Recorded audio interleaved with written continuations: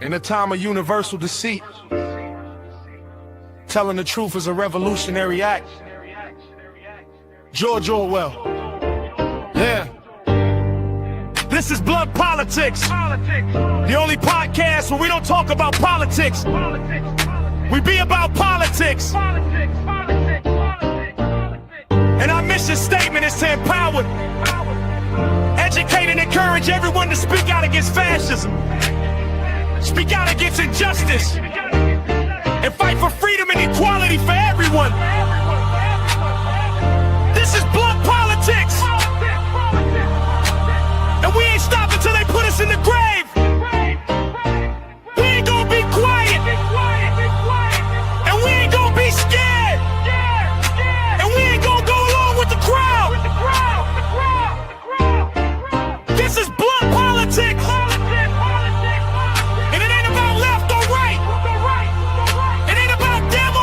All right, what's up, gang? What's happening, guys? Welcome in, one and all. It's about us versus them. You say we get cracking, huh? You say we get cracking. What's going on, guys? Welcome back to the show. Much appreciated for you joining me once again. It is Thursday, 14 May, 2026, and we got a boatload of stuff to try to get through today. Lots of clips, articles, stories, stuff that's being talked about in the media, on social media. All of it we'll be getting through. I do appreciate you guys, like I said, for joining me, taking the time out of your day. We're on our way to 19,000 subscribers, if you can believe it. We're up and above 18.6 at this point. Really seeing a push from some of the shorts that I've been putting out recently, so thank you guys so much for that. Anybody new that's joining us, make sure you hit that like button, subscribe to the channel, and very much appreciated for you taking the time out of your day. Like I said, a ton of stuff to try to get through today. We'll be talking about Trump and his gang of crooks, obviously embarrassing us on the world stage during their U.S. trip to China, while Xi and China obviously help Iran target American troops. We'll be talking about Benny and his propaganda network sucking off Trump and trying to turn this trip into some like enormous victory in which I've seen none of these things come to fruition whatsoever. China has again and again promised us things as it pertains to farming, as it pertains to, you know, different investments, and not followed through. So we'll be going over that as well. We got Mike Tiny Johnson's cowardice following the typical MAGA playbook of, oh, I didn't hear that, or that's not what Donald Trump meant. Yesterday, I believe we showed a clip of J.D. Vance saying the same thing. Today, it is Mike Tiny Johnson. We'll be talking about that. Marjorie Taylor Greene goes absolutely nuclear on Benny Johnson over the lies we played, the clip on the show the other day. Benny Johnson's video going after Marjorie Taylor Greene, saying that she kind of fled the United States and has property abroad and a bunch of other things. Well, Marjorie Taylor Greene striking back, and, you know, I'm here for all of the MAGA Civil War info, all of the tea, all of the gossip. I'm here to spread those cracks. I'm here to fucking fuel those flames in any possible way I can. So we'll be taking a look at that. Israel's popularity continues to collapse worldwide. So there's a CNN clip going through the numbers on that. I believe it's Harry Enton, if I'm not mistaken. We got John Fetterman can't complete a goddamn sentence while blowing Trump on with, I believe he's on with Fox News. So again, he was also responsible for voting against the War Powers Act, that making it, I believe, a 50-49 vote. If he had voted for it, that would have forced J.D. Vance to come in and be the tie-breaking vote for military action in Iran. So again, a traitor, a scumbag, a brain-dead, deficient son of a bitch in John Fetterman. We'll be talking about him as well. And then obviously the large-scale attacks in Ukraine by Russia, deadly attacks going on. So it's not all, you know, great things that we discuss here. We have to, you know, dive into obviously the horrible atrocities and tragedies that go along with this war as well. So lots to get into, lots to talk about. What do you say we bring in the chat for just a second here? You guys deserve some screen time, right? You guys make this show continue to grow, and I do appreciate you for being here. Thank you guys so much. What's up, Namaste? What's up, Karen? What's up, Roxanne? What's going on, Jeff? What's up, Damon? What's up, Ian on Facebook? I see you over there, brother. What's happening, my friends? Everybody on Facebook, YouTube, Twitch, Instagram, Substack, the whole 9 yards. It's all free to watch. Nothing is hidden behind a paywall. So hopefully you're joining us on one of those platforms. Hit the thumbs up, the like, whatever is on that platform. Subscribe, follow, whatever it is. I appreciate you guys. What's up, Corrine? I see you over there on Twitch. What's going on maybe tomorrow? Hey, moms. How are you, dear? Good to see you. What's up, Crystal? Appreciate you guys. What's up, Gamer? Yeah, so make sure you guys filter in, hit that like button. I do appreciate you guys once again for joining us. Happy Thursday. And again, it is the 14th of May. And we'll be going through all of the necessary stories, the craziness. So like I said, as you filter in, hit that like button. When you say we get into it a little bit, one of, if not many of the clips that, again, have shown us to be once again embarrassed on the world stage. This trip here by Donald Trump, again, just ass kissing after ass kissing after ass kissing. And I think, there's a lot that's going into kind of the showmanship from China. Like, I'm not so sure that like the little kids accepting or, kind of greeting Donald Trump wasn't a little kind of, nudge in the ribs, kind of a, little shot across the bow, as it were, relating to the Epstein files and the allegations against Donald Trump and a lot of the cronies that he's now associated with and probably traveling with. So, that's not kind of out of the realm of possibility either. I know a lot of MAGAs are putting that out there like, oh, look at the welcoming reception. Look at the warm reception. Yeah, it's like, well, take a look, beyond the original, just initial fucking sighting of the kids there waving the flags, and then kind of take a look at like how they could be representing there. So that's another thing. But I'll put this on the screen here, because this was just a few. Where is it? There it is, right there. My apologies, but this is just a couple of the the videos coming out from this meeting, from this useless meeting in which Donald Trump doesn't seem to be getting anything accomplished. Right? Doesn't seem to be signing any deals. I know there's been like a few stated promises, but again, promises made, promises not kept, as it pertains to the Chinese. Every time that they go on and say that they're going to fulfill some sort of promise, they always renege on that deal, as we've seen in recent years. But this is Donald Trump again, trying to look like the alpha man, but also sitting there kissing Xi's ass. Right? Xi, again, responsible for giving Iran intelligence, letting them use critical infrastructure and stuff so they could target U.S. troops, so they could better target U.S. bases in the Middle East. It's funny how that's not being brought up whatsoever. I thought we were trying to decouple from China as much as possible. It's funny how all the people that were, against China said that China was our enemy and continue to say that, and now okay with Donald Trump, ass kissing the president over there. But here's one of the clips that everybody's talking about where Trump is just literally crawling into the anus of President Xi here, just lauding him as the best and greatest and gifted and most gifted leader on the planet here. Just as the other day he was saying that they were giving weapons to Iran, as he was talking about possible sanctions and stuff. But I guess the whole tune has changed once he gets in front of Xi. You're a great leader. I say it to everybody. You're a great leader. Sometimes people don't like me saying it, but I say it anyway because it's true. I only say the truth. And I just want. I mean, again, just the most sycophantic ass kissing there by Donald Trump. There's a few of these other moments as well where he's just utterly embarrassing. I mean, to be bringing up Chinese food restaurants in the United States as some like way to, get across, or to, I don't even know, like to I don't even know what you'd try to do as far as bringing up Chinese restaurants in the United States on a state visit to China. Right? Like, it's just, the whole thing's embarrassing. Every fucking one of these videos to come out of here. There's another situation, you can look at Elon Musk and the goons that he's traveling with. I mean, it looks like he's on acid or mushrooms. Not sure. Maybe a combination of the two here. There's Marco Rubio looking around at the ceiling, like being just so amazed at what like clean, cities look like, what it looks like when you actually maintain your shit. So there's this one as well. Here's Donald Trump talking about Chinese food restaurants in America, talking about how they are outnumbering the 5 largest fast food chains and how that's like remarkable. That's a pretty big statement he says here. It's just, the whole thing's embarrassing. As allies in World War II, President Franklin Roosevelt's mentions of the brave people of China, that's what they were, drew loud cheers in his speeches in the United States, and everybody loved what he had to say. Just as many Chinese now love basketball and blue jeans. Chinese restaurants in America today outnumber the 5 largest fast food chains in the United States, all combined. That's a pretty big statement.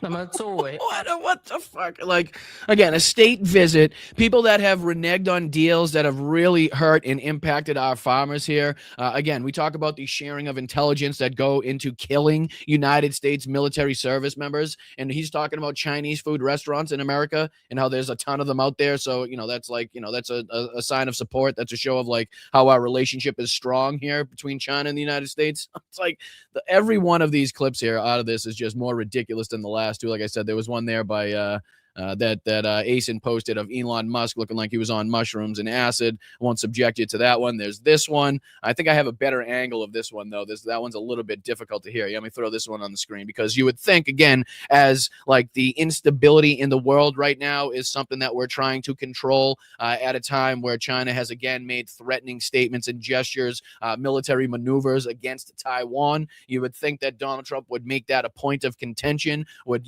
kind of raise that point on his trip with Xi, but he's here asked by a reporter when he's standing there taking pictures with Xi if they discussed Taiwan at all, and he just purposefully, ignores the question. He answers the first question, right? He says it was great and China is beautiful, so it doesn't, it shows that he can hear the questions being asked, but he decides to not answer this question whatsoever. So here's him again dodging the question from a reporter about if they discussed Taiwan at all. How were your talks, sir? It's great. So you hear the reporter said, "How were your talks, sir?" He says, "Great. It was incredible. China's beautiful, yada, yada, yada." And then you'll hear the follow-up question. Great place. Incredible. China's beautiful.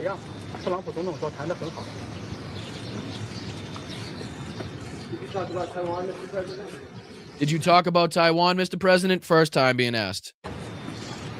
No answer. Now they decide to wrap it up. Thank you very much. And then once again, did you talk about Taiwan? even louder now being asked, did you talk about Taiwan? And again, Donald Trump doesn't answer the question and just walks away from the reporters altogether. But, it's just this whole thing is a farce. Not only Donald Trump himself, but the people that he's bringing along with him, again, looking like this is just to fulfill their own destinies and to help them, selfishly within their own bank accounts, their own companies, and their own pockets.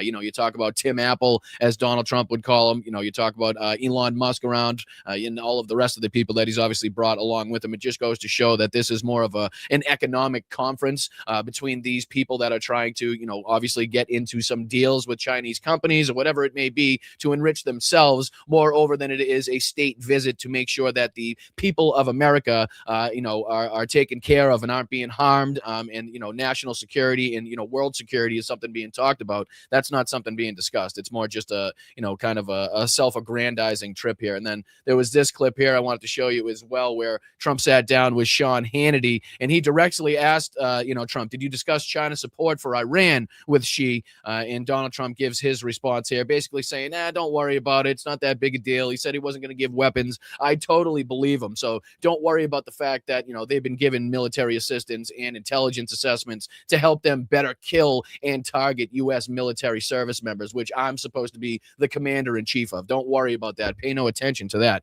So there's where he's sitting down with Hannity, who again looks like shit. I know a lot of people have been pointing this out, but Jesus Christ, Sean Hannity really begging to get back in his studio with the correct lighting and the makeup people that obviously couldn't travel with him to China, because Jesus Christ, his face just fell about 3 inches on the trip to China. The issue, and you've been asked about it and you've spoken about it, and that is China's support of Iran. How big a discussion was that today? We discussed it.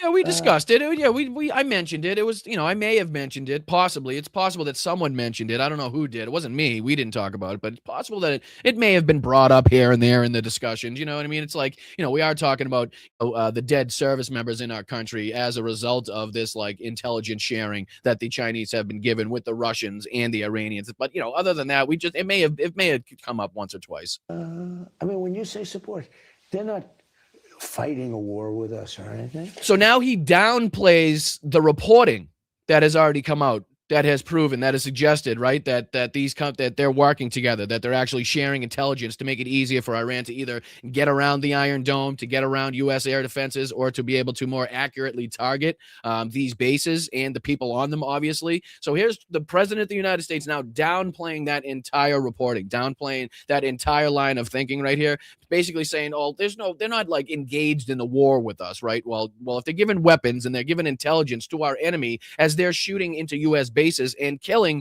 U.S. service members, I think that's a fucking problem, right? I think that's maybe something you should throw out there. You should discuss. You should put pressure on the president of China for doing. Just throwing that out there. I know I'm just an idiot that used to be a plumber, now sitting here in front of a camera talking politics, but I don't know. That's just my logical way of thinking. No.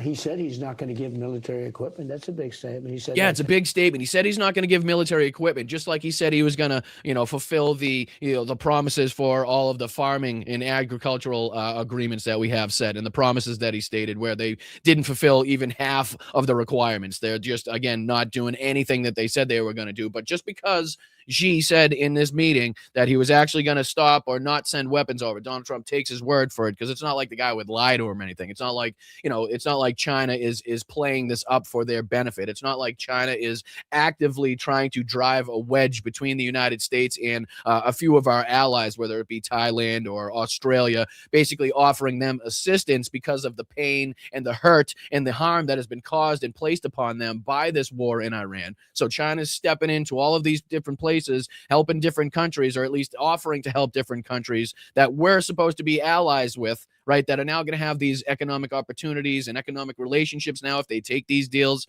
right, to have relationship with China, which is, again, not going to be good if we were trying to decouple not that long ago from China to make sure that, they didn't have the, the vast amount of power that they were trying to accrue on the world stage by going into different countries and building roads and bridges. Meanwhile, they retain ownership over them, and they just, they're just getting more and more land as the day goes by. But here's again Trump saying it's no big deal. Don't worry about it. I know they're killing our soldiers and helping Iran kill our soldiers, but it's nothing. That's a big statement. He said that strongly. He said it strongly. He said, they buy a lot of their oil there, and they'd like to keep doing that. So he said it strongly. He didn't just say it. You know what I mean? The president of China didn't just say it. He said it very strongly. So that's why Donald Trump, believes him over anything else, because he's just, obviously the art of the kneel, as far as that's concerned, just getting down and bowing down and bending down in front of President Xi, in front of him, and basically saying, "Excuse me, sir, what else can I do for you? In which way can I help you enrich your country and make us weaker on the world stage?" But this kind of, filters into this clash that was had inside of Congress as well, because this was Alyssa Slotkin speaking to the CENTCOM commander, basically clashing over the fact that, China is working with Iran, asking, do we have the intelligence to suggest that? Have you done investigations to either prove or disprove how many, what the involvement is, how much involvement there is here? And again, no answers being given by the CENTCOM commander. I thought this was, an appropriate clip to play here. Again, as we see the United States president going over there and shaking hands with somebody, again, responsible for the deaths in some way, shape, or form, potentially, of U.S. service members because of their help and association with Iran. So play this real quick. This is, again, Alyssa Slotkin talking to the CENTCOM commander. Is it fair to say that the Chinese are providing intelligence to the Iranians to help them target U.S. forces? So I think best to talk about anything regarding intelligence in a classified manner. What I can So he doesn't say no. He says best not to talk about anything regarding classified information in this manner, right? So basically stating, a way out of answering the question, but it's his non-answer that follows this that is very fucking telling as far as this goes. The Iranian military is largely made up of Russian and Chinese equipment. So he does state that the Iranian military is largely made up of Chinese and Russian equipment, right? So again, showing that they have cooperation, showing that they have, deals in place to trade weaponry, and they're utilizing that weaponry, not something that we didn't know before. But again, trying to dodge the question as to what the alliance is right now in this specific war, as the United States president is over there shaking hands with the president of China. Okay, I think it feels like either Chinese government and or Chinese companies are helping and aiding and abetting the Iranians in providing that information. Well, again, that's kind of one and the same, right? That's a little bit redundant in that regard, saying, it's either the Chinese government or the Chinese companies. As we know, a lot of the Chinese companies are one and the same with the Chinese government. They also have a stake and control over what these companies do, where they invest, what happens with them, and they utilize their profits to the best of their ability as well. So it's basically one and the same thing. Don't want to go into the details, but some of this is like out in open press. I would just say I personally feel like that crosses a Rubicon Anytime we have another country providing that kind of intelligence to an adversary, I think that should play very heavily in our calculus and our conversations. I know the president is with the Chinese government right now, but I hope that no matter what party we're from, that's just a Rubicon. We all believe once you cross it, we're in a very different conversation. And I hope that's playing out in Beijing. I yield back, Chairman. Thank you, Senator Banks. So again, and there was even another piece, if I'm not mistaken, that I have pulled up. Yeah, it was this one right here, where I think Senator Gillibrand was asking him a question, if I'm not mistaken, basically talking about the Iranian schools that were bombed and what he knows about that and the investigations into that. And again, a non-answer, non-committal answer, basically saying that they haven't done the work. There's no reason to, saying there's basically nothing that's even been suggested, even though, Gillibrand is here talking about the reports suggesting the amount of schools that have been hit by either the Israeli forces or the American forces in that region here. And she basically asked point blank, have you investigated those claims? And he says right off the bat, no, we have not. Right. So they haven't even investigated beyond the Manab Girls' School hit strike that we've known. And they've been talking about, they've been investigating for months and months since it happened. Right. I forget what the actual date was now, but since the day it took place and since the day we found out who is responsible, they've been talking about, oh, we can't give any answers. It's under investigation. You guys should have answers any day now. Meanwhile, they keep slow rolling and we get no answers from that. But this, again, head of CENTCOM here, Admiral Cooper, talking about how they haven't even opened investigations into the amount of schools that we've hit as a result of our bombing campaign inside of Iran. So again, check this. This is a remarkable clip as well. The second concern I have, Admiral Cooper, is how we've prosecuted this war to date. We have data and information publicly available in publications like the New York Times that 22 schools have been hit, hospitals, dozens of hospitals have been hit. We have regulations. We have the law of war. We have human rights obligations. We have our own targeting requirements to avoid civilian harm and death. Have you been implementing all the laws that are required under current law to minimize civilian death? Senator, we have executed every operation consistent with the law of armed conflict, the subject of civilian casualties. Right off the bat, I am just completely skeptical and not trustful of anybody that has that low of a voice, that soft of a voice in the position that he holds, right? Like being admiral in this and being the head of CENTCOM, you'd think you'd be a little bit more, I don't know, like what you'd call it, a little bit more burly, a little bit more assertive, let's just say. I don't know, I'm automatically distrustful of somebody with that soft of a voice and this powerful of a position, right? Maybe that's kind of an aside, if you will, but just something that I take into account. Particular passion of mine. We pay attention to it. We follow all the procedures. So again, listen to that line, because he said it's a passion of his, making sure that civilian death doesn't occur at his hands on his watch is a passion of his. Meanwhile, he hasn't even thought about opening investigations into the 22 schools that have been hit, allegedly, the hospitals that have been hit, right? None of that thing is they're not even investigating it. And have gone above and beyond to, in my case, personally warn the Iranian people of several instances during conflict where they were being potentially used as human targets. If they've been warned, how did we then bomb 22 schools? There's no indication that we have that has been corroborated. How many schools have we bombed? There is one active civilian casualty investigation. So that one active civilian casualty investigation will be the Manab Girls' School, no doubt, right? But as he's just said there's no indication that any of that took place. Well, the indication is the reporting. Right? The indication is that people are saying that it took place, are saying that these hospitals have been hit, are saying that these schools have been hit, saying that these children have been killed and people in the hospitals have been killed. That is the indication. That's the indication that you need to get your fucking ass in gear and do some investigatory work to make sure that you guys are not fucking hitting these civilian, populated areas and these, civilian infrastructures that are extremely important, and obviously out of bounds as far as being military targets, without a doubt, right? So you'd think you'd want to put a stop to that if, again, civilian casualties and putting an end to civilian casualties and seeing no civilian casualties is your passion, then you'd think some investigatory work would be done. And again, you seeing in the front, the headlines, the front fucking page of the New York Times that the United States military is responsible for all of these strikes on hospitals, girls' schools, and the rest of it. You know what I mean? You'd think you'd just kind of, kick your ass into gear and not have to be told by Congress that you need to, do these investigations. 1,629 munitions. So how do you explain the publicly available information that 22 schools have been hit and multiple hospitals? There's no way that we can corroborate that. No indication of that whatsoever, Senator. There's no way you can corroborate or no indication of it? Which one? No indication. Well, the indication is what's publicly available. There is Correct. indication. Have you investigated those claims? We have not. Why have you not? If this is a passion of yours, if you believe that the civilian casualties are not consistent with the law of war and not consistent with human rights obligations that our military regularly follows with great pride and great diligence, why have you not investigated those allegations when they're publicly being made on the cover of the New York Times?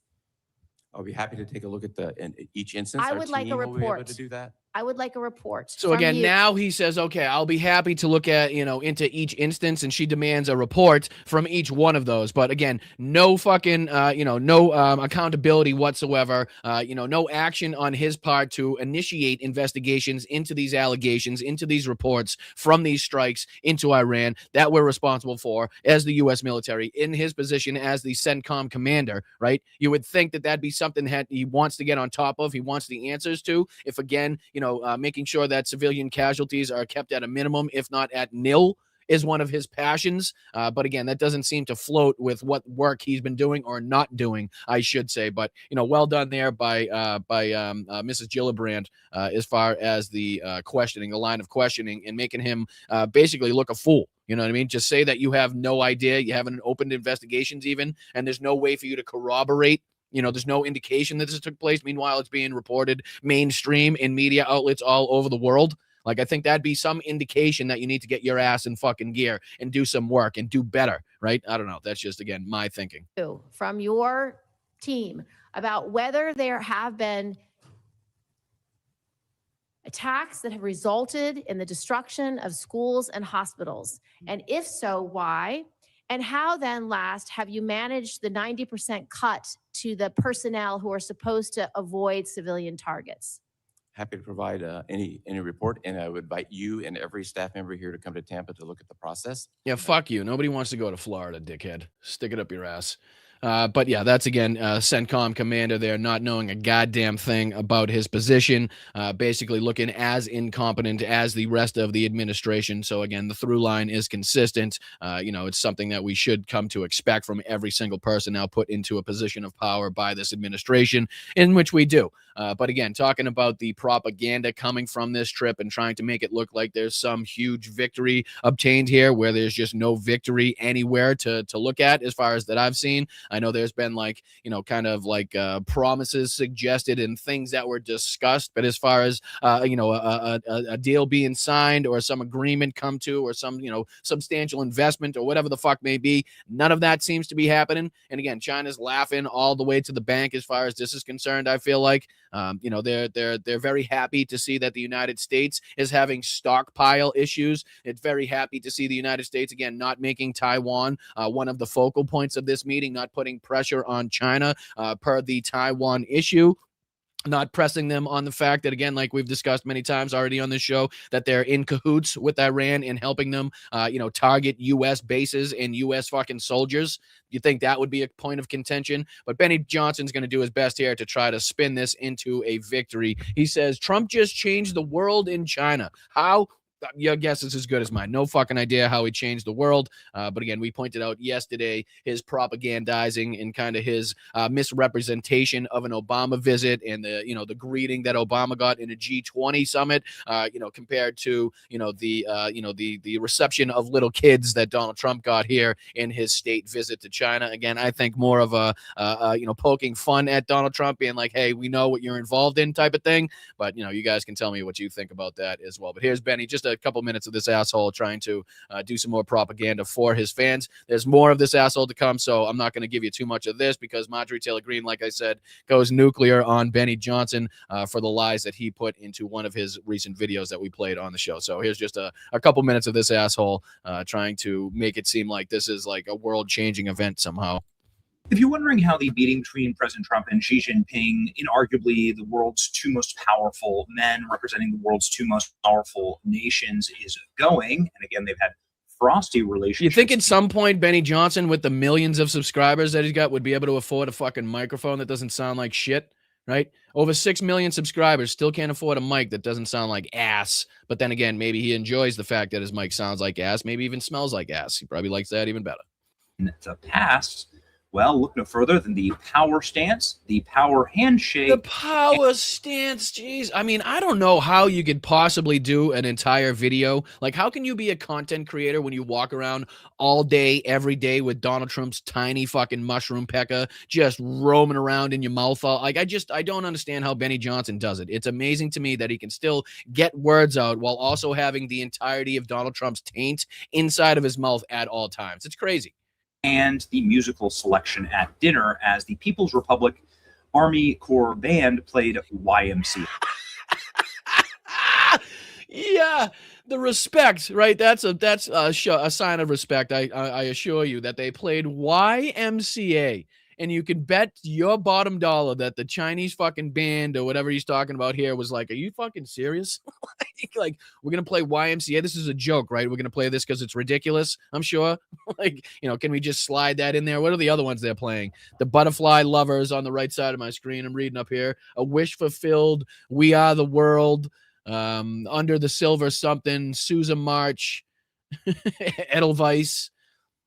China in the Glow of Something. America the Beautiful. And then they threw in YMCA. And that's supposed to be like, oh, God, world changing? Yep, Donald Trump changed the world, baby. They put YMCA into the Chinese band's, playlist. For Donald Trump. In case you're wondering if President Trump has a cult-like... What was that in the background? Did you guys just hear that? Was that a cat? Or is somebody actively stealing and kidnapping Benny's kids in the background? For Donald Trump. In case you're wondering if President Trump has a cult... What was that? Did you hear that in the background? Am I crazy? One more time. Listen to it in the background, like he just stepped on his cat or stepped on his kid. I'm not sure. YMCA for Donald Trump. In case you're wondering if President Trump has a cult-like personality and following, even in states that don't like him, well, can't get any better than this. Yes, I'm sure it's very much likely that it's a cult-like following, Benny, and not the Chinese taking a shot at Donald Trump for being one of, if not the most ridiculous people to ever exist on the fucking face of this planet, right? I'm sure they didn't just put that in there to be like, look at what this asshole listens to, right? He still has no idea that it's a gay anthem, so we're going to throw that in there just to crack on him, right? Like the kids waving the flags, hey, here's your Epstein crew, right? To come greet the Epstein crew coming off of Air Force One. Here's the YMCA, your gay anthem that will slide in there because, pause when I say slide in there, my apologies, but you know what I'm saying? Oh, to be a fly on the wall. This is one of those that I really wish that I could have attended. A lot of these dinners. You see how, Jesus Christ, the excitement on this guy's face. It's just so sickening to see people like just lose their soul over a human being that couldn't give a fuck less if they survive, die, live, breathe, are on fire, whatever. He couldn't give a shit less about Benny Johnson or anybody else in this world besides himself and his wallet as far as Trump is concerned. But, the gleeful joy and the skin fucking hard boner that Benny Johnson gets every time he talks about Trump is just utterly fulfilling for him, obviously. Tedious. This one looks fascinating. They had the People's Liberation Army play YMCA. Yes, and and the laughing. You forgot to mention the laughing face at the end of that, Benny. He's clearly laughing at that fact. I don't know who Steve Who is by any means, but he's clearly laughing at the fact that they put YMCA on that. Fascinating. They had the People's Liberation Army play YMCA at the state banquet for Trump. You can see the body language here, very different. Xi Jinping, Trump. Now look at how ridiculous this is, right? He's going to take the picture of Donald Trump with, a hand, shaking hands with President Xi, right? And then at the bottom, he's going to compare just a random fucking picture of a random moment of President Biden walking in front of President Xi and just talking about the difference in body language. They're going through a fucking door in the case of Biden's picture, and they're clearly shaking hands at a very scripted moment in the top picture. So to compare these two things is just, you'd have to be a deaf, dumb, and blind person to be like, oh yeah, I see the difference. There's a huge, clear difference in the way that they're being received here. I think they respect each other. I think this is just them walking through a fucking door. Biden's walking first, she's walking behind him, right? Like what is there to look at in this picture that's telling you anything? right? I just don't understand where the propaganda comes from this picture. It's just so random to me. And yesterday, we talked about one of his tweets that he put out that actually already had a community notes on it. We talked about the Obama visit, and it's like he still played it on his video. He still didn't give a shit. It's like it literally said that you were misrepresenting the video footage that you were playing, and he doesn't give a shit. He just lies about the community notes. That these two people don't respect each other. I think he hates this individual. Yeah, that's what I get from that picture. That's what you guys get from that picture, right? The fact that she hates Biden. Like, where are you getting that from this? Like, are there any body language experts in the chat today that could kind of fill me in on where the hate and the disdain comes in this picture? Like, where is that represented? That he's corrupt. Here's some of the successes. And again, here are some of the successes, guys. These are the huge successes that have, like Benny Johnson titled this video, changed the world coming from this trip to China. So he says, holy crap, or this asshole on Twitter that stems from the same fucking crew that Benny Johnson stems from. Holy crap, Chinese President Xi has agreed to the following wins for President Trump, okay? No deal signed, no ink to paper, no pad to pen, nothing like that happening. Just, verbal agreements apparently were supposed to be like, yeah, those are definitely going to happen. On Iran, he says, give the U.S. anything Trump needs. Now, that sounds very specific, right? That sounds like a plan of action. That sounds like a policy that two states have agreed to, right? Or is that just random fucking words on a page? More like random words on a page, if you ask me. Number 2, buy more soybeans. How are they going to buy more soybeans when they haven't fulfilled their already before previous promises of buying soybeans? Can anybody want to do that? So they're going to have to fulfill their previous promises before they even get to buying more soybeans. And then it talks about buy more USA oil, buy more LNG, buy 200 Boeing jets, 47 never stops fighting for us abroad, yada, yada, yada, the bullshit normal propaganda that they put at the end of this shit. But what the fuck does this have to do with making America better, right? What is this, some like huge world-changing event for more USA oil and LNG that is not going to be that's not going to come to fruition? More Boeing jets is supposed to make this country great. That's supposed to be like some huge economic fucking boom. For who? Boeing and its board and its CEOs and shit. You know what I mean? More soybeans. And we talk about the soybeans here. I'll throw this on your screen, because this is talking about the past deals that I've been referencing here. It says China has a documented history of failing to fulfill its international purchasing promises, most notably missing nearly half.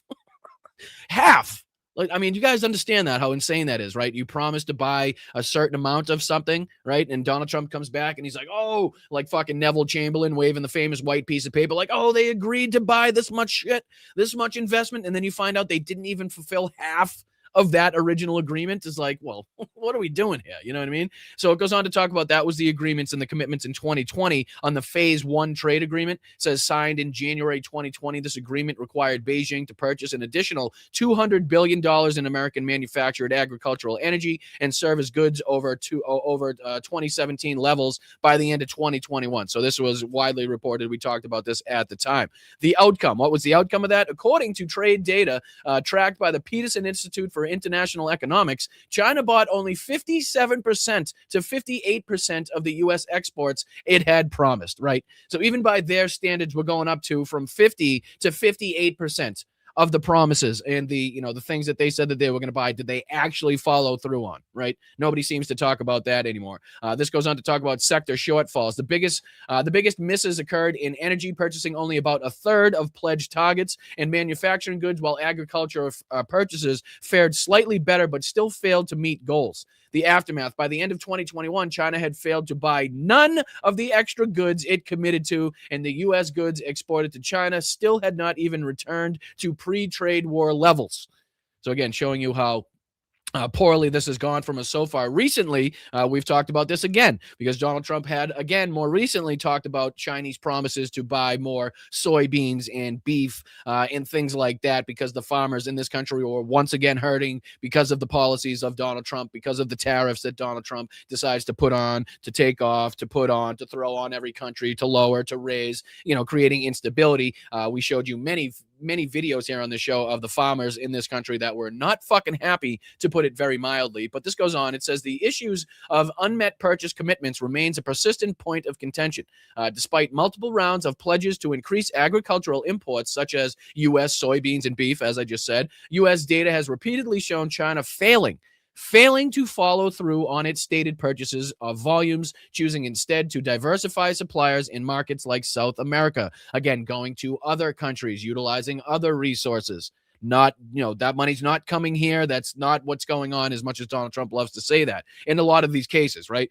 Furthermore, agricultural and trade groups have reported that China has maintained and even introduced new policy barriers that prevent, you guys understand what prevent means, right? Prevent American exports from scaling.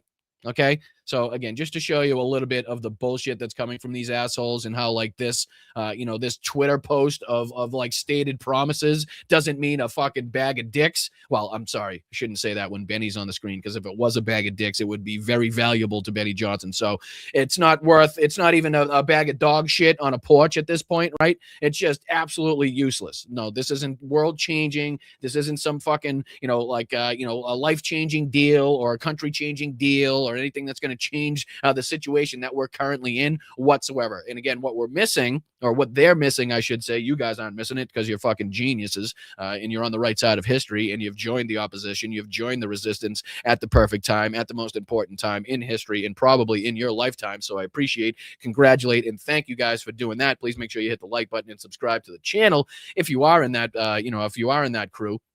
But again, this is meaningless. This is useless at a time where, again, China is helping our enemies kill our soldiers, at a time where they're making it more difficult, and they're trying to drive a wedge between U.S. and our allies because of the dumb fucking acts that our president has enacted, on behalf of or in partnership with Benjamin Netanyahu. So there's a lot that goes into it, but this isn't anything. I just want to make it clear. There are going to be a lot of people on the right side of the aisle trying to boast about these accomplishments and like how unbelievable this fucking trip was. It's not going to be at all whatsoever. Maybe personally for the people that have gone, for Elon or for fucking, like I said, Tim Apple, as Donald Trump calls him, or, a lot of the other so-called power players that went along with him, might be profitable for them. But again, these are the same people saying not long ago that we needed to detach, and they were pissed off because China was stealing, all of our technology and all of that shit. Meanwhile, another aspect of this that we got to talk about is the fact that I'm sure a lot of these motherfuckers going to go over there and be seeing kind of like a really clean city, seeing, unbelievable technology for the first time, and kind of wondering why we don't have some of that shit back at home. Right. Obviously, we have problems and issues we could talk about with the Chinese government and human rights abuse and things like that. But as far as, technology advancements and cleanliness of cities goes, I think there's going to be a lot of shock involved when they go over there. But, as far as the cowardice of Mike Tiny Johnson and how these people just continue to use the same playbook time and time again, I think Midas Touch had a good post on this. I didn't have time to bring it up, but they talked about how it's basically two lines. What I said on the show pretty much yesterday, that they follow the playbook of either I didn't hear what Donald Trump said, or that's not what Donald Trump meant. Let me explain to you what he actually meant. I know that's what he said, but that's, what he really means. And you got to know Donald Trump personally to understand this bullshit. So they use the same playbook. Yesterday, it was J.D. Vance when asked about Donald Trump's comments, saying that he doesn't give a flying fuck about the hurt that the American people are under right now because of the war in Iran, doesn't care about the financial crunch that has been placed upon you guys right now and everybody else in this country and multiple, multiple countries and nations throughout the globe because of these actions. He doesn't care about that. But, here's Mike Tiny Johnson, being asked about that, and he uses one of the, the prominent Republican excuses of, I forget which one he uses at this point. I think it was the, I don't think that's what he meant, or I don't think that's what he said, or you taking it out of context type of bullshit. But you guys can be the judge. Here's Mike Johnson again. Yesterday, the president was asked about whether Americans' financial concerns were motivating him to make a deal with Iran. His response was, I don't think about Americans' financial situations. Do you think that's the right message? So apologies for the volume. I know it's a little difficult to hear because I don't think she has a microphone in front of her, but it's basically just him asking him a question about whether or not that's the correct response, which is, again, a ridiculous question to ask. It's clearly not the correct response, clearly not the correct rhetoric for a president to be espousing at any moment in time for optics' sake. But again, he's being asked about Donald Trump's statements about not caring about, the Americans' financial pressure that they're under right now. I don't know the context in which he made that comment, but I can tell you the president thinks about Americans' financial situation. Yeah, it's not like, and again, I would have fucking cut him off right here. I think he was actually on with one of the other Republicans, was on with, was it John Berman, I believe, on CNN, and he was kind of asked a similar question about this, and he started to answer in a very similar way about context and not what he meant to say and what he actually meant to say, bullshit. And if John Berman was a good journalist, if John Berman was doing his fucking job, and the people in the press corps these days weren't so completely fucking cowed, right? If they weren't cowards themselves, would have stopped the guy immediately and said, well, guess what, sir? I don't need you. I'm an adult. I don't need you, respectfully, if he wants to even add that one in there. Respectfully, I don't need you to tell me what fucking Donald Trump meant. I heard with my own adult ears, and I can calculate that with my own adult brain as to what he said, what he meant, and what that means. So you can fucking kindly stick your obfuscation and your excuse for Donald Trump right up your fucking asshole.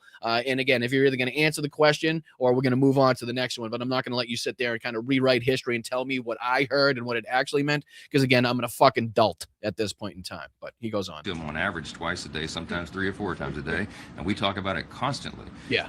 He's laser focused on trying to resolve the conflict in Iran because so laser focused, he doesn't give a shit about the people that he's now currently presiding over. And again, just to kind of drill this home, right, because it's one of the more remarkable clips, one of the more remarkable statements that you will ever hear from a United States president. I know it may not feel like that at this moment in time because of the insanity in the fucking nutso things that this guy said, but as far as optics and what a president is meant to be doing, this is probably one of the more insane things that any president could possibly say. The fact that, no, I don't give a shit, I am not calculating in the effect on the American people, is wild to say. So again, just to drill this home, and we should probably play this, I don't know, every single day, maybe twice a week at the very least, going into midterms and going into the next election, to make sure that people understand that the Republicans and more along the lines of Donald Trump and his administration don't give a shit about you. They don't give a shit about how much you're hurting. They don't give a shit about how much you're struggling right now. He does not give a fuck.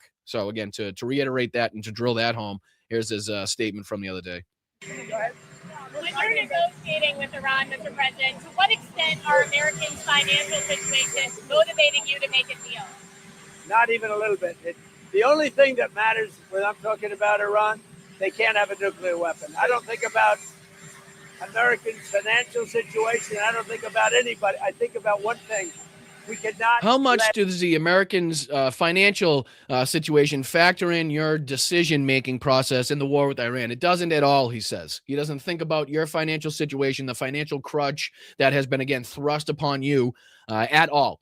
Whatsoever. He's more worried about the reflecting pool. He's more worried about, building his Arc to Trump. He's more worried about his $1 billion ballroom. He's more worried about all that shit than, again, what you guys are spending at the gas pump, how much you're paying for groceries, whether or not you can pay for your babysitter, whether or not your kids can afford to play hockey or lacrosse or soccer or football or basketball, because you got to buy him the glove, you got to buy him the cleats, you got to buy him the skate, you got to buy him the stick, you got to buy him everything, right? Well, whether or not you can afford that is highly based upon what you're spending in other areas of your life, but he doesn't care. You know what I mean? So it's worthless. As much as he's worthless, it's worthless to try to get through to him that it's what his job is, what his job title is actually supposed to bring him, as far as, what he's supposed to do is to take care of the American people first and foremost. But again, that's something that we've been telling people for a long, long time. That is not on the mindset of not only Republicans, but more so Donald Trump in particular. But that leads us into the MAGA Civil War edition, the MAGA Civil War portion of today's show, which I am happy to cover at every single turn, while also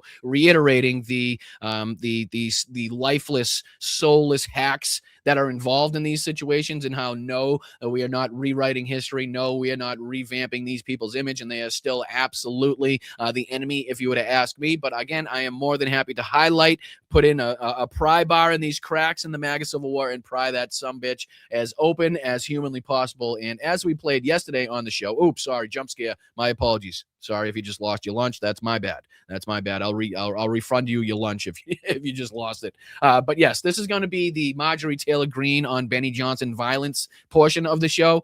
We showed, I think yesterday, all these shows blend together at this point, but I think we showed yesterday Benny Johnson in his clip of Marjorie Taylor Greene alleging that she had fled the country, that she's now got property somewhere else in the world, and that basically she's, kind of escaped the United States because of her feud with Donald Trump or some bullshit. Well, Marjorie Taylor Greene has responded here as she posted on Twitter. She says to Benny Johnson, she says, "You are a lying scumbag. And just to be clear, we are definitely not friends. All you cover and elevate are trending lies, and get paid to do it. Literally the most repulsive level of MAGA. I never fled America. Yes, I sold my house in Rome, Georgia, and have another house under contract in Georgia as Brian and I are planning to get married, and I want to live closer to my family like my mom and my kids. And now I'm on vacation. Gee, what a scandal, you moron. You could have reached out to me and asked about the complete and total lies and bullshit Loomer was posting, but nope, you did not. Instead, you chose to trash talk me and name call me and spread the lies for money. All since you decided to do this, people have been telling me things I had no idea about you, Benny."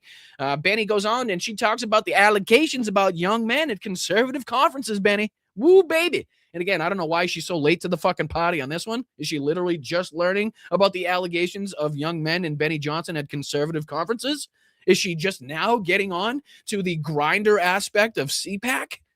Is this just dawning on her at this point in time? Or again, is she just utilizing this at a moment where it's expedient for her, right?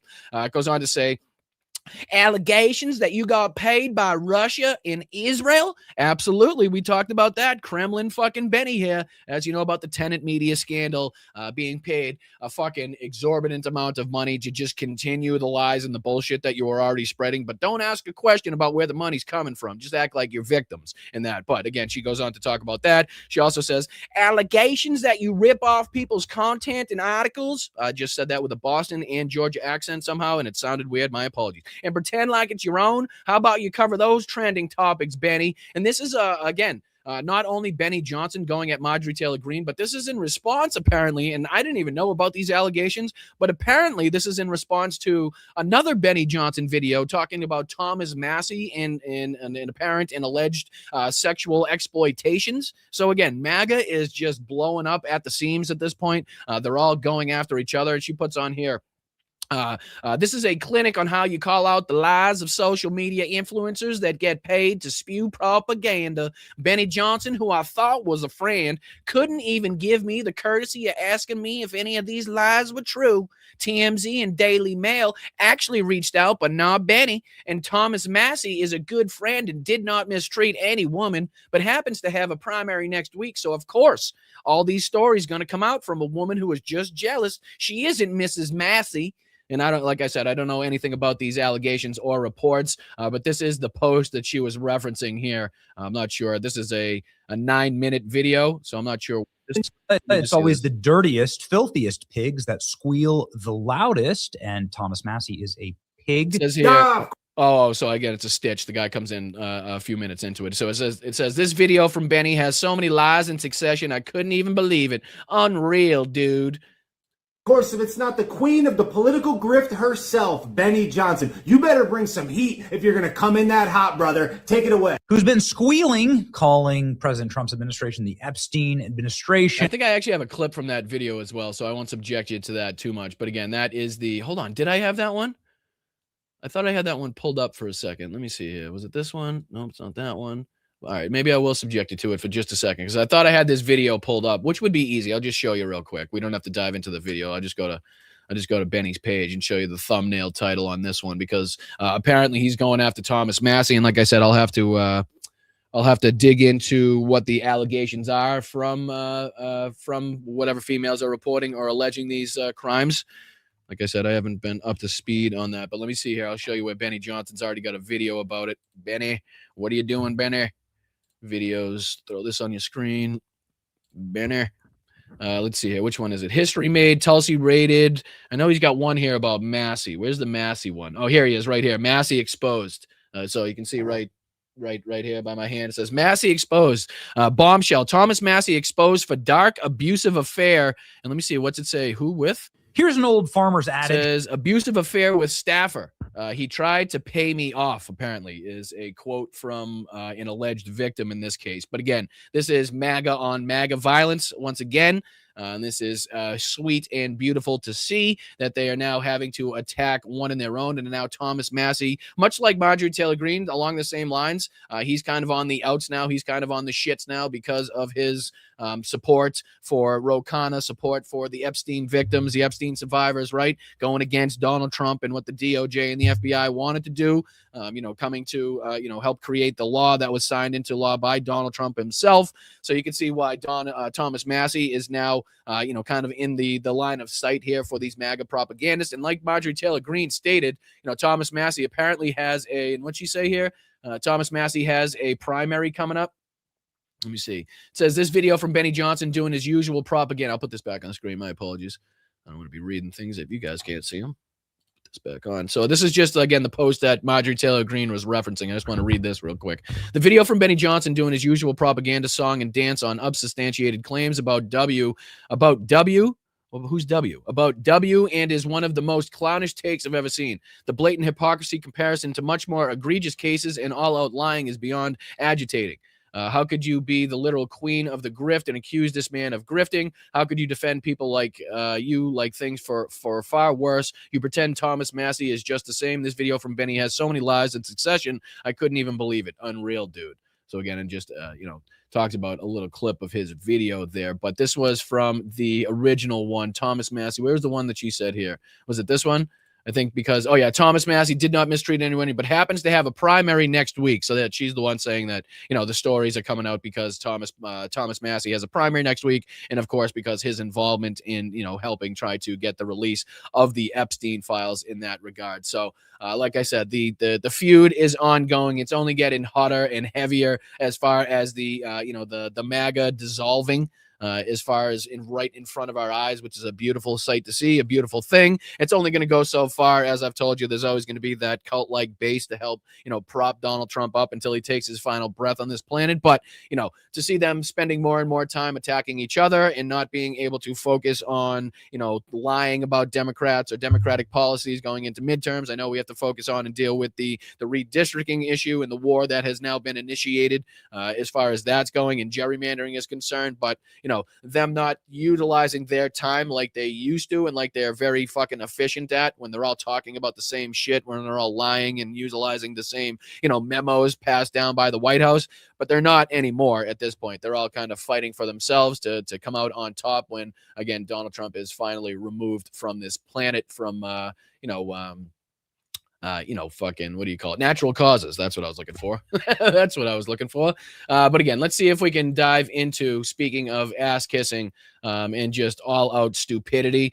Here's John Fetterman not being able to get a goddamn sentence out while he's on with Fox News. He basically lives on Fox News at this point.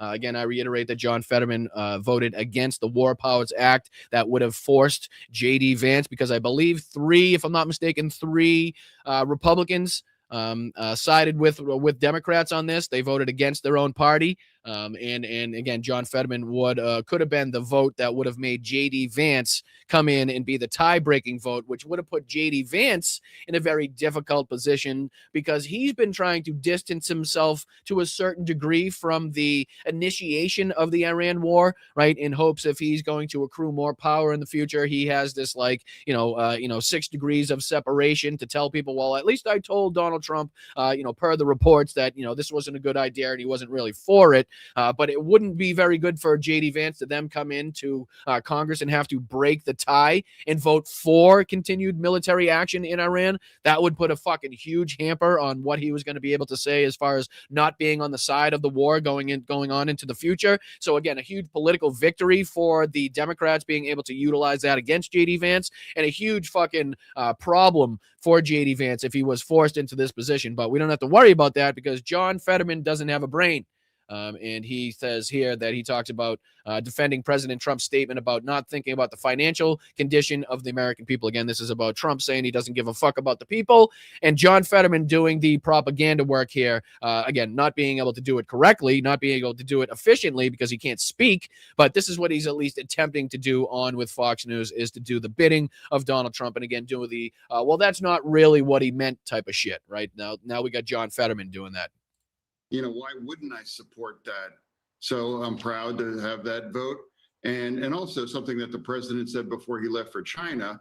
I mean, he said something that got clipped saying, I'm not thinking about American. It didn't get clipped. It did not fucking get clipped, you brain dead scumbag piece of shit. How about that? It did not get fucking clipped, and I'll play it for you again, you scumbag piece of shit. I can't fucking stand this bastard. There you go, right here. There it is. Just in case you didn't hear it, it didn't get fucking clipped. He actually reiterated it twice. He answered the initial question with the answer, and then he talked about it again, how he didn't give a shit about the hurt for the American people. Play. With Iran, Mr. President, to what extent are Americans' financial situations motivating you to make a deal? Not even a little bit. Not even a little bit. Where's the clip? Where's the fucking clip, you hack? Huh? Where's the fucking clip, you moron? You brain-dead chimp piece of shit. I can't stand that motherfucker. Where's the clip? I'll let it play again. The only thing that matters when I'm talking about Iran, they can't have a nuclear weapon. I don't think about Americans' financial situation. I don't think about anybody. I don't think about Americans' financial situation. I don't think about anything, he says. Again, where's the fucking clip?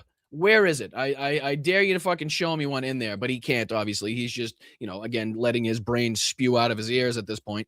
People financially, but what he really was saying. Yeah, what he really meant to say, I mean, how many times are we possibly going to play this game? How many years can we play this fucking game of don't listen to what he said, listen to what I'm saying he thought he said? You know what I mean? Like, how long can you pull this shit off? I'm curious, you know what I mean? Because now we got this fucking brain dead fool talking about it. Well, what he really meant to say, and it was clipped. No, it wasn't fucking clipped. You may have just blinked.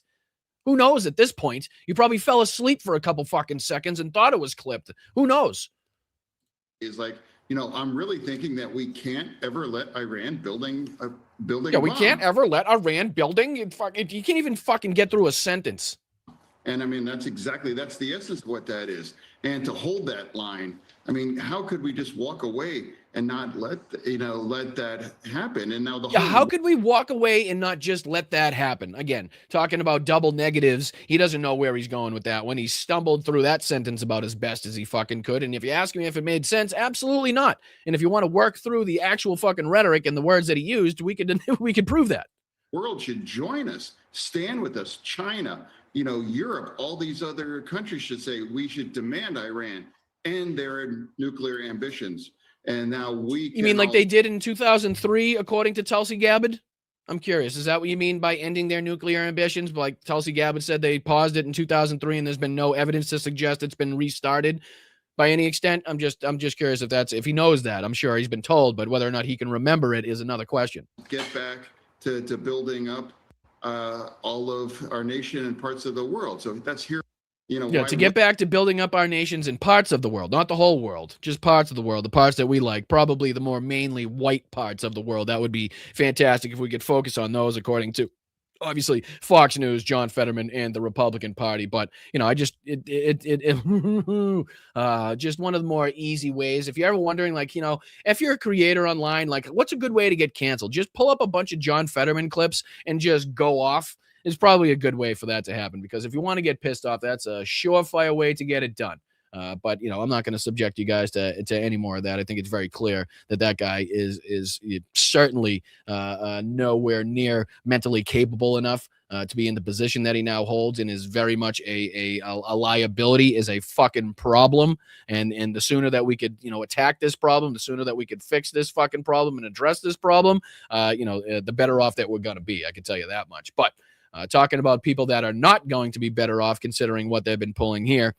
I just want to throw this up there for you guys and reiterate, like we've been talking about, the constant and consistent downturn, downgrade, plummeting of support of Israel, and mainly Netanyahu, based on his fucking war crimes that he's been committed and the genocide that he's been committing. We've seen that both inside the Republican base, both in the Democratic base, and both in the Republican power and the leadership themselves, and also in the Democratic power and leadership in many cases here. But this is Harry Enton just kind of running through the numbers of Netanyahu's America problem. And I think in the second portion here, he may even talk about some of the midterm numbers, which might be good to go through if we have time. Not sure, 3 o'clock. We'll see if we have time. But let's just hear kind of just to reiterate the problem that Israel faces on the world stage as far as rapidly dropping support. And that's just continuing. That's just that there's no bottom to it. Doesn't seem like the floor is anywhere in sight as far as that's concerned. So again, here's CNN and Harry Enton to discuss. It's Netanyahu himself who has a major problem when it comes to public opinion in the United States. Look at this. Americans say they are not confident when it comes to Netanyahu and world affairs. Look at this. In 2023, the not confident percentage was 42, up significantly, up like a rocket, up to 59%. That's a nearly 20-point movement in just 3 years' time. And now the majority of Americans say they are not confident when it comes to Bibi Netanyahu and world affairs. And we're not just talking Democrats here. We're talking the entire American public, nearly 3 in 5. All right. Well, let's talk about the partisan breakdown here, because there are two interesting stories going on at the same time. Yeah, there are two interesting stories. You might think that this might be a story of young Democrats moving significantly against Israel and moving against Bibi Netanyahu. But in fact, there is a twist to the numbers here. Yes, it is young Democrats. But this was kind of surprising, too, because like he's saying, there's been widespread reporting out there that, especially the younger population, the younger generations have consistently been losing support, if they had any at all, for Israel. But to see this graph on your screen here where it says Dems not confident in Netanyahu on world affairs, and then it breaks it down by age. So ages 18 to 49, 73% don't approve or are not confident in Netanyahu's ability to conduct world affairs, which again I think is on the low side if you ask me. But as far as ages 50 plus, it's even fucking higher. 81% of Dems, ages 50 plus, are not confident in Netanyahu's world affairs. So again, the rhetoric coming from the right is it's just kind of ignorant, uneducated, younger crowd that has been propagandized by social media, and the shit that they've been shown by bot farms isn't really coming to fruition, isn't really what we're seeing take place, is it? Because the people that are usually targeted by those things are not typically the people that we're showing on the screen here, right? And this shows a consistency between the ages of 18 to 49 and even 50 plus in that. So, to say that it's just kind of like propaganda and bullshit in social media that's doing it to young kids is an obvious lie. Older Democrats who are more likely to say that they're not confident when it comes to Bibi Netanyahu and world affairs. Look at this. Among Democrats under the age of 50, it's 73%. But look at this. Look among Democrats 50 years and older. It's actually larger. It's 81%. And both of these numbers are up significantly from where they were in 2023. But it's actually older Democrats leading the charge, many of whom are not on social media. Yeah, and again, just to point out here, this is not confident in This Benjamin is not Netanyahu. confident. They are not confident in Bibi Netanyahu. Hey, let's talk about Republicans, too, because it's interesting, sort of the dichotomy we see here. Yeah, okay. So, I said you might have expected younger Democrats to be leading the charge and not being confident in Bibi Netanyahu, but in fact, it was older Democrats. But look at the reverse here. Look among Republicans, because here there is a massive age split. And look at this. Republicans who are not confident in Bibi Netanyahu. Look at this. Younger Republicans, nearly 3 in 5. We're talking 58% compared to 30% of Republicans who are 50 and older. This to me is so fascinating because there's a massive age split within the Republican Party when it comes to Bibi Netanyahu and when it comes, of course, to Israel as well. And this to me is going to be very interesting. And it's the old typical white nationalist, Christian fucking nationalist crowd out there that thinks somehow that they have some religious fucking right to see Israel get demolished so that they can see Jesus Christ return in some way, shape, or form. But again, it seems to me that the rhetoric that the Republicans espouse as far as the dropping approval in the Democratic base is actually happening within their own party. So as you can see here, it's a dramatic difference between ages 18 to 49, between the ages 50 plus. On the Republican side, this is GOP, who are not confident with Netanyahu on world affairs. Last one was Democrats. This is GOP. So the role little reversal there in what they're saying is happening in the Democratic Party. The Democrat Party itself is actually what's taking place within their own base. So it's the younger people in their own base that are more disillusioned towards Israel than it is obviously the older, whiter, more church-going, church-loving, Christo-nationalist people that, again, see this themselves as having a right to see the end and the demise of Israel, to see the second coming of Jesus Christ. But I just wanted to see here, there was another segment of this where he talks about numbers going into the midterms, and I just wanted to see if there's any updates that we could talk about. We know that redistricting and the attempts of Republicans behind the scenes to gerrymander and redistrict in a bunch of different states now to try to take away the votes of people in Virginia where they voted on a redistricting map as well. So I just want to see if there's anything kind of playing out as far as we can see as the numbers heading into midterms. Older Republicans. So with a poll showing the president facing 70% disapproval on the economy, surely that same poll would show Democrats with a big advantage in the race for Congress. You would think, but I think this poll serves as a big-time reality check for Democrats, and that is, it ain't over yet, especially with the redistricting when we look ahead to the 2026 race for Congress. You would have thought that the Democrats' lead would expand on the generic congressional ballot. It didn't happen. Look, in March, Democrats were up by 6 points. Look at this now. Democrats are up by 3 points, and I want you to note the yellow lettering. No clear leader. It is within the margin of error. So despite all of the talk about Donald Trump's unpopularity, the fact is Republicans very much remain in the game when it comes to the congressional midterms, which are occurring in, what, 6 or 7 months at this point? Yes, and don't call me Shirley. So a lead of 3 points in the generic ballot test here. Does that get the job done? No, it might not actually get the job done. And I love any reference to airplane, I will say, and Leslie Nielsen. Look at this. Okay, take a look here. Democrats in the national House vote margin. According to my estimate, what they need for control with redistricting in terms of the national popular vote is somewhere of a win between 3 and 4 points. What's CNN's current poll with no clear leader? It's a 3-point advantage. If this were, in fact, the actual result come election day, the race for Congress, the race for the House, would be basically a toss-up. And that is why the redistricting efforts that have been happening are so important, because before the redistricting happened, Democrats essentially just needed to win the national House popular vote in order to win. Again, why we need to fight fire with fire. Unfortunately, the Republicans started this redistricting war. I know it's against, a lot of people's beliefs and what they want to see actually take place in this country. But as long as the other side is going to utilize their Supreme Courts and utilize these fucking corrupt hacks behind the scenes to do away with the votes of the people, then we need to start fighting with fire. And again, whatever that proposition is, whatever the plan is in these different states, Alabama, Texas, Florida, wherever it may be, Virginia, obviously, we need to start coming up with plans to kind of fight back in this regard and to make it seem like I don't know, like I said, go head on with the Republicans in their fight until we can come to some conclusion to do away with gerrymandering and redistricting altogether. I'm not going to be fucking left behind and watch them do this shit. Watch them fucking steal back the House coming into midterms when this entire country doesn't want a goddamn Republican to be in fucking power at this point in time, considering what we're now facing, right? So for them to steal it behind the scenes, much like we've been talking about for a long, long time in the show that they were going to do, we're now seeing that take place, right? We now know what the fucking plan is, and that is to take back seats, to make it so that the Democrats can't pick up seats by any means necessary, right? And this is the fucking problem. We were just, what was it I said a couple weeks ago? +6. Now we're at a +3 because of the, them shooting down the redistricting efforts in Virginia. And obviously, like we talked about, Texas, Alabama, Florida, a bunch of other states that you could throw in there in which they're trying to, even further push the envelope as far as what they can enact without actual, votes, without the actual, the will of the people taking place as far as that's concerned. But just something else that we need to continuously keep our eye on as well.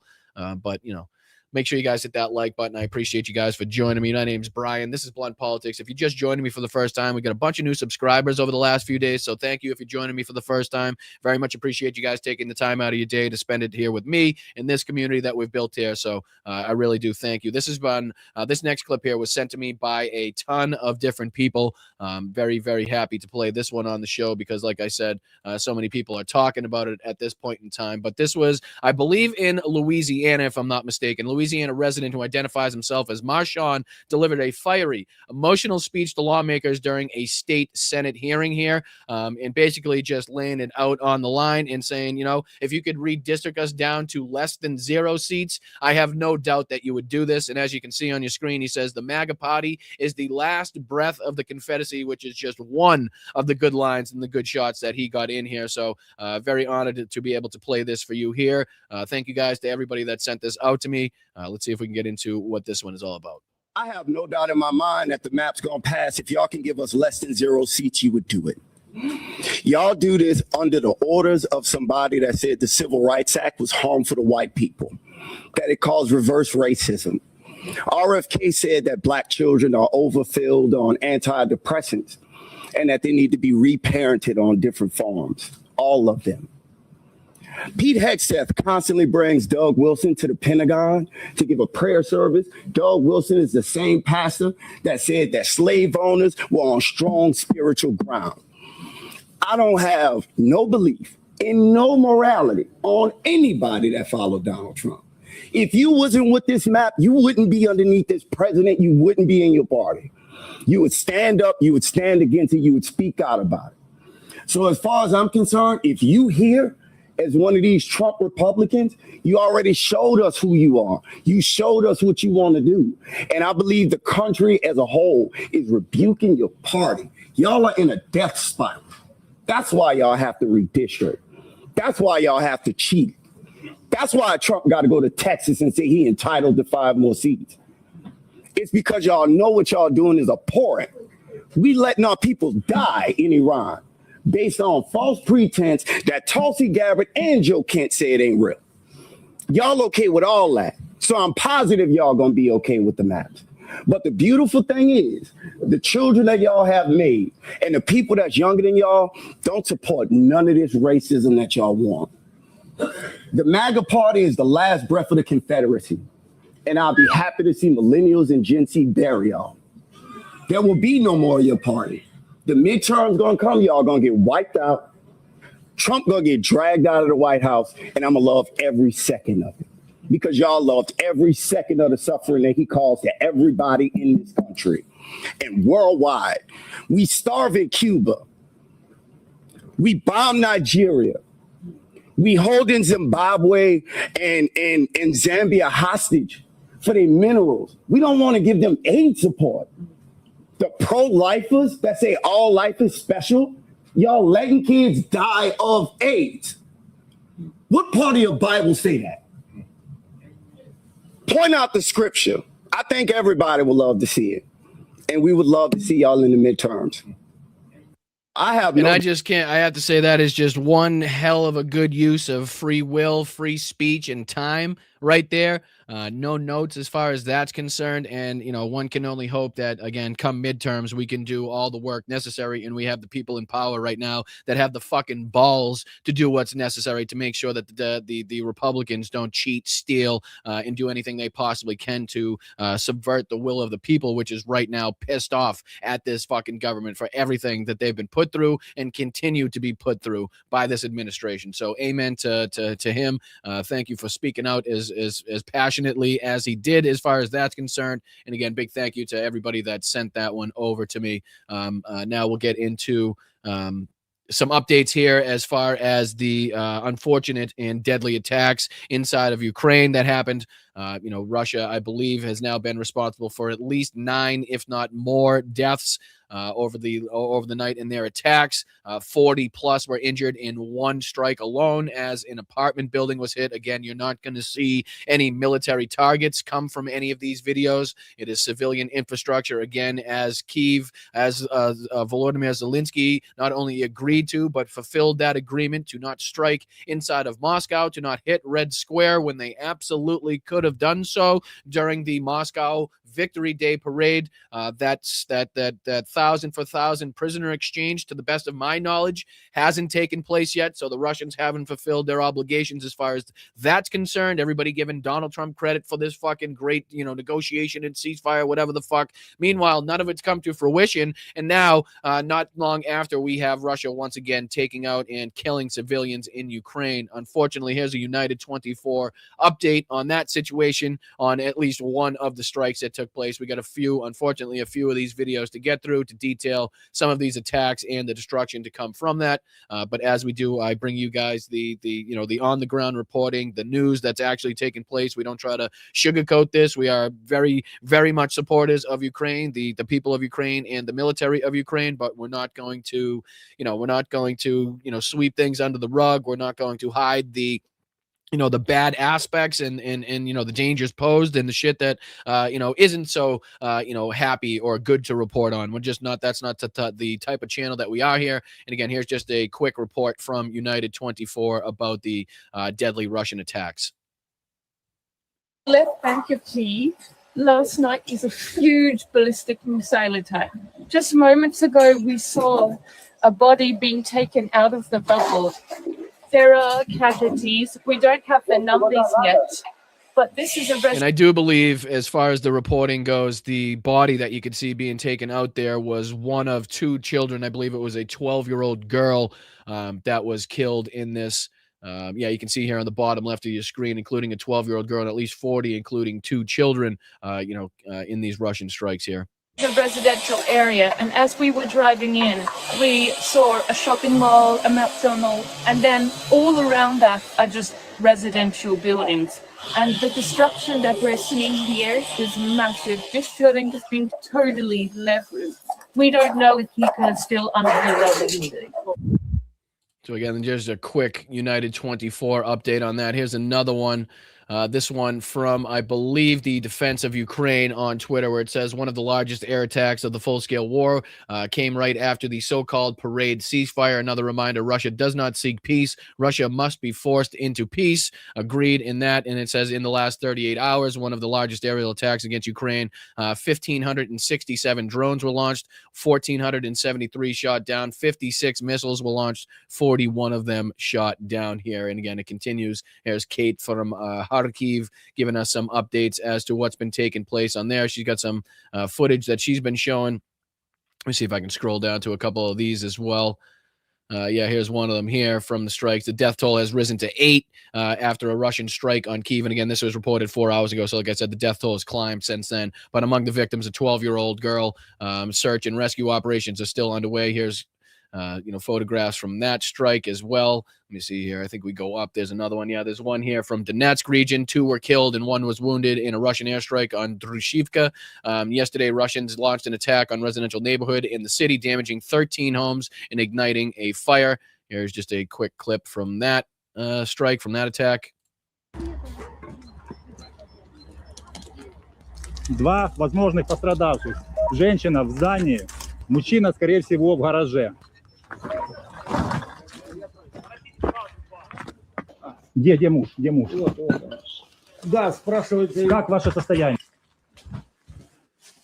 And it makes it a lot more, I don't want to say it makes it a lot more real, but a lot more impactful, I will say, after having driven through half of the Ukrainian countryside from Lviv to Kyiv and driven through towns, villages, in places just like this. And obviously in Kyiv, seeing those could have probably been those exact apartment complexes or absolutely ones just like those that are all stacked on top of each other, and how devastating a strike would be if one came into that. So, it just, I don't know if it gives you more insight or more connection or whatever the hell, you know what I mean? But it's a lot more, you're a lot more easily affected if you've seen it firsthand. If you've, again, like you said, driven through these towns and villages and talked to the people and seen them face to face. It just, I don't know. I feel like it makes it a little bit more impactful.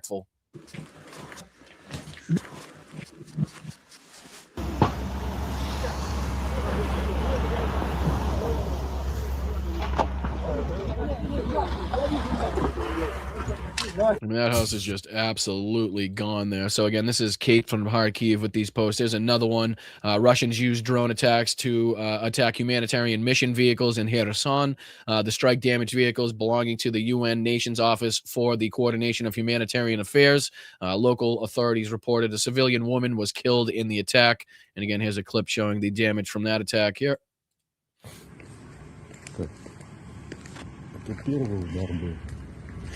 Когда с моста сходили.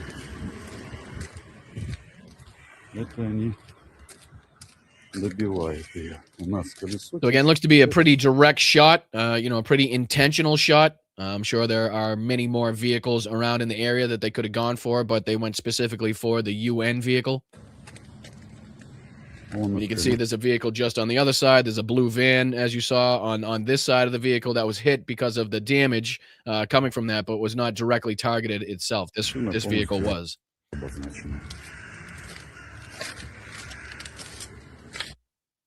So that's from that attack there, and there's a few more of these, unfortunately, as well. This is Kyiv today. This is Russian terrorism, as posted here by Kate from Kharkiv. You can see the destruction here from this photo of basically almost an entire block, a wing of that, civilian apartment complex taken down by the Russian strikes. Let's see here. I think there's a few more as well, if I'm not mistaken. Here's another one here. The death toll from the Russian strike on Kyiv has risen to 12, including 2 children. Search and rescue operations underway. This, again, not to show you the graphic nature of it, but was the 12-year-old girl that I believe was taken out as well. But these continue as well. The reports coming out of Kyiv are widespread. Here's one by St. Javelin, Kyiv today. But sure, tell us again how badly Russia wants peace, right? I think there was a couple more here from St. Javelin, if I'm not mistaken, as well. I think there was one here. Right. Yeah, this one, a 12-year-old girl's body was recovered from the rubble in Kyiv. Seems to be one of the bigger aspects to the story there, obviously. And then there was this kind of update from the Associated Press that we could get into as well. Let me throw this on your screen, just kind of giving us a little bit more detail. It says at least 1 killed, 33 injured in Kyiv in the latest Russian drone attack. And I'm sure there's been some updates since then, but maybe there's more footage in this. Let's see if we can throw this on here.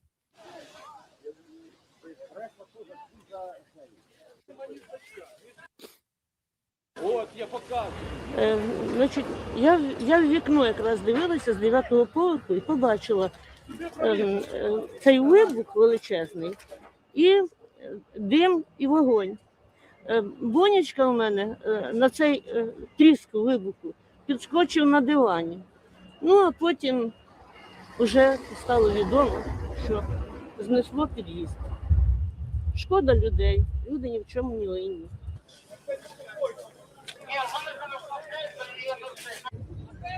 Чергова російська атака на місто Київ, Дар'їнський район. Ми бачимо сложений будинок, 9-поверховий будинок, 18. He sees we had 9-story building, I believe he just said. Let me see here real quick. We see the ruined 9-story building where 18 flats were destroyed. 18 квартир розруйновано. Зараз ідуть роботи. Сподіваємось, що під завалами людей не буде, але вірогідність достатньо висока. So again, as they clear that rubble, one can only assume that the death toll is likely to go up, or at least the amount of injured is likely to go up as well. But there was one other one here. I believe Jake Bro had an update. Let me just see if I can go back to this one. Go back to here.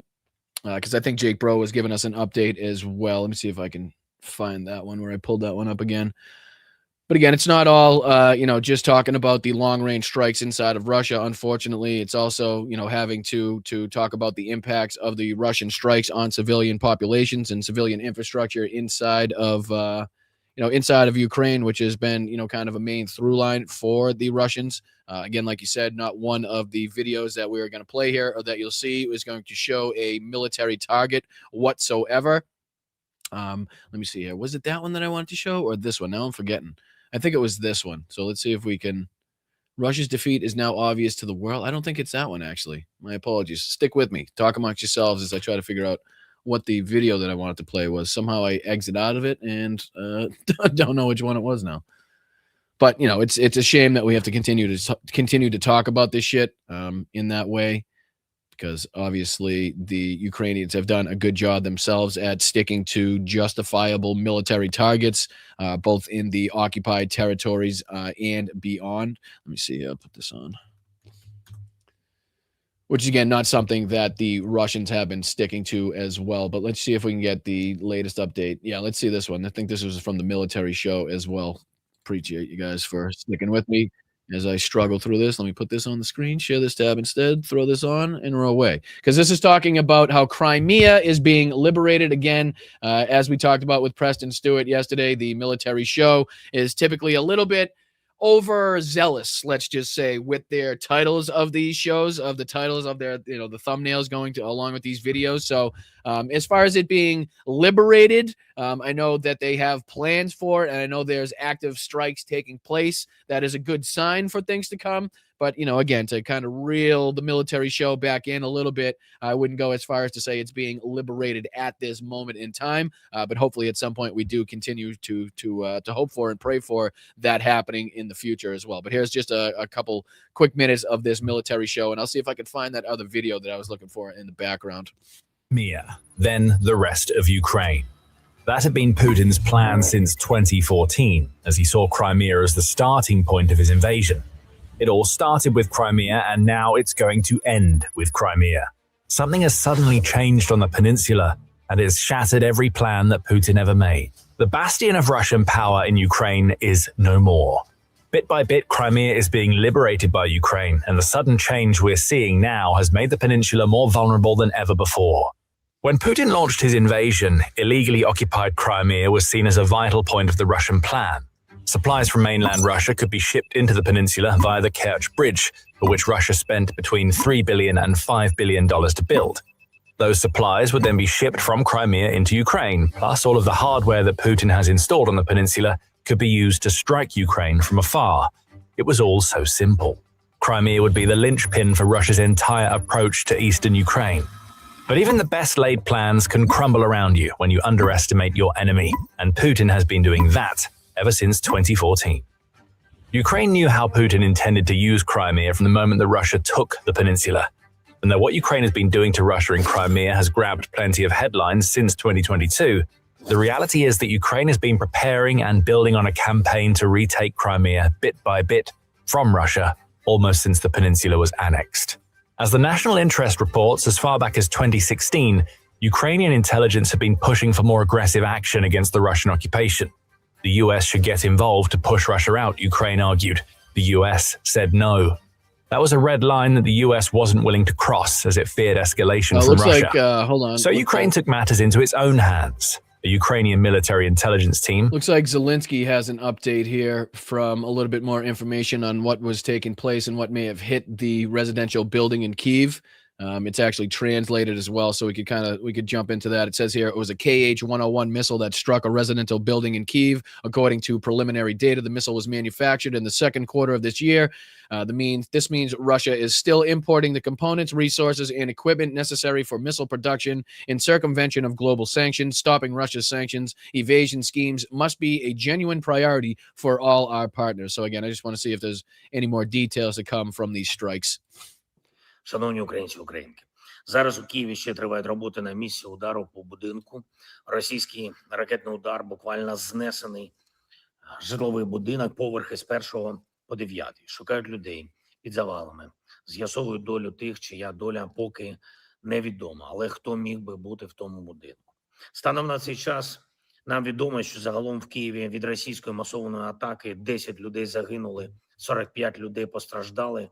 За 2 дні фактично безперервного повітряного удару росіяни застосували більш ніж 1500 дронів та 56 ракет різних типів. Були влучання в більшості наших областей від Закарпаття до Харківщини, Франківськ, Рівне, Волинь, Одеська область, Полтавщина, Сумщина. Десятки людей поранені. На жаль, були й загиблі. Мої співчуття сім'ям усіх, хто загинув через ці російські удари. Детально з'ясовуємо, яку саме зброю, які саме ракети і дрони росіяни застосовували цього разу. В Києві по будинку, за попередніми даними, було влучання ракети Х-101. Виробництво другий квартал цього року, і це означає, що компоненти для виробництва ракет, необхідні ресурси та устаткування Росія в обхід глобальних санкцій все ще завозить. Це має бути реальною ціллю всіх наших партнерів – зупинити російські схеми обходу санкцій. Ми готуємо кроки, які можуть активізувати нашу спільну протидію. Санкції мають бути більш болісні для Росії. Сьогодні на ставці разом з нашими військовими, міністрами оборони, енергетики, МВС України, представниками спецслужб ми розібрали і реагування на цю дводенну атаку. Перше. Рівень нашої ППО та, відповідно, рівень збиття доволі високий. Щодо дронів 93%, звісно. So 93% of drones, he said they shot down. Again, obviously, the ones that managed to squeak through there did cause some substantial damage, as it were. But did you guys see this one as well? There was another clip here. Was it this one? Yeah, there was this one I wanted to show you from what was going on inside of Congress as well, just to show you the incompetence. Sorry to bounce around like that, but this is one of the ones I think I exited out by mistake here. This is, again, Gillibrand asking the Honorable Scott Turner, as it says here. I believe he's the HUD secretary. Basically, what's going on with the, all of these people coming in here and talking about the Biden administration a year plus into, when they've been at their jobs and when they've been able to, have some changes and make some changes and still not being, have anything to show for it. But this was kind of one of the frustrating exchanges here that just goes to show you their sycophancy and how they revert back to, in every way, shape, or form, talking about Joe Biden or Kamala Harris or Obama without taking an accountability for their own actions as it concerns here. But check this one out. This is an exchange a lot of people are talking about as well. And what I will say, and I offer this, is number one, the point in time report in the Biden administration said that we had 770,000 people in America that were homeless at one given time. And this is with record funding. So we have record funding, but yet we have an increase in right. So what is your record? Yes, You've ma'am. had this job for well over a year. I just want to know, did you get the number down? Do we have 700,000 homeless still? Or is it 1 million or 1.5 million? So I get you want to do things differently. Indeed. And this committee will support you as long as the goals are good. Okay, but good. where's the results? The report is delayed over a year. Over a year. Can I So we have offer this to you? Yes, but we Can I have offer this I to just you? don't want to hear about what you don't like about the Biden administration. good. You're in charge. Yeah. You have a vision. Let's see it. Let's see Good. the results. And you know what I do? I thank God that I'm in charge so we can do stuff different. Because the plays that were ran before I got here, they failed. I've been here. Let me speak, if you will. I got here. You said I have been here a little bit over a year. But you all had, during the Biden administration, 4 years. Stop And it was talking about record Biden. funding. Talk about It's your record. Funding. This is and so- homelessness this is went so- up. They can't go fucking a sentence, literally a sentence, even when asked by the senators to please just talk about your own record, talk about what you've done since being in there, talk about your own policies and failures and how you've been able or unable to produce some sort of change since you've been in this fucking position. Like, can you just go through one sentence without talking about Joe Biden? That would be great. Very next sentence, well, Joe Biden. It's like, Jesus Christ, fucking people. This If is I may, so inaccurate, Ranking Member unhelpful, and doesn't let this committee do our Madam job. Chair, if I may, the point in time report would be out by now if we did not have an unprecedented government shutdown. It would be out by now. If we weren't in constant litigation, it would be out by now.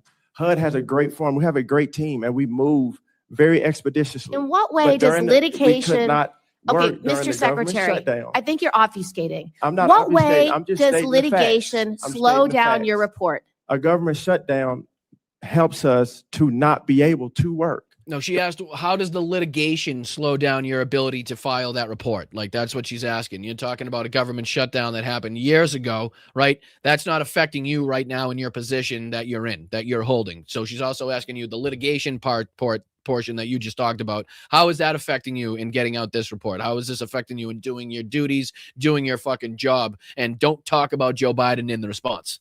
It was a Oh, I government get shutdown. that. But tell me about the point litigation. The point in time report would be out right now if we did not have a government shutdown. Irregardless of all of that, during the Biden administration, record funding. Oh my God. If you talk about, it's like record funding. It's like two record children saying, homelessness. I didn't do it, my brother did it. That's what I Stop have with to the go off of. excuses. That's Just what I have to go off of. explain Record funding. your record. Record homelessness. We have to do something different. And again, he doesn't at all go towards what the senator was trying to ask him as far as that's concerned. He just continues to talk about Joe Biden in every single fucking way, shape, or form in every sentence. And it's very much infuriating. But again, this is kind of the playbook that they've come out with, much like we talked about Mike Tiny Johnson, basically not being able to, talk about or give comment on Donald Trump's statements because it was probably out of context. He probably didn't mean it like that. You know what I mean? Like, I know that's what he said, but he really meant this type of thing. And not saying, being able to come out and say that, yes, Donald Trump actually did say that he didn't give a shit about the financial situation of the American people who he's supposed to be presiding over at this point in time. But again, we know he's presiding for one person and one person's interest alone, and that's his own. Not yours, not mine, not the American people on a broader basis, not the world's benefit, his own, his family's, his sons, whoever's closely associated with him. But there was this Telegraph one that just came out as well. Like I said, sorry to kind of jump back and forth. I just recognized and saw that I missed that clip earlier. But there was a little update here from the Telegraph about the recent drone strikes inside of Ukraine. So I just wanted to see if there was any, like I said, further insight, information, updates on the amount of injured or obviously the death toll. Let's see if anything else is in this one. If I can, please hit that like button. I really do appreciate you guys. Anybody that's been kind enough to send in a super chat or a donation in any sense of the word, very much appreciate you guys. Make sure you stay and stick around to the end of the show where we can thank everybody. If you stick around, if you take a picture of the Venmo just up in the corner there, send a buck or two. Nothing above and beyond that. Again, if it is above and beyond that, that's totally up to you and your financial capabilities. I don't drink coffee, but you can buy me a Gatorade or a Powerade or whatever the hell. Like I say, a buck or two goes a long, long way. If everybody in the chat would have kicked in a buck or two, thank you guys so much to the best chat on earth for keeping this going. Like I said, we're on our way to 20,000 subscribers. We may just get there, guys. We may just get there. We're ready to crack into 19 right now, which will get us pretty friggin' close. So I think we're on the right track. Hopefully we're starting to make some waves here in this space, which would be fantastic. And it's all with the help and the support of you guys. So very much appreciate it. Hit that like button. Slava Ukraine. Thank you for joining me. I'm Adelie Pujman-Ponte, and this is Ukraine, the latest. Today, as Russia pummels Ukraine with over 1,500 missiles and drones since yesterday, targeting civilians and energy infrastructure, Ukraine hits 3 energy infrastructure, refineries, and power plants in Russia.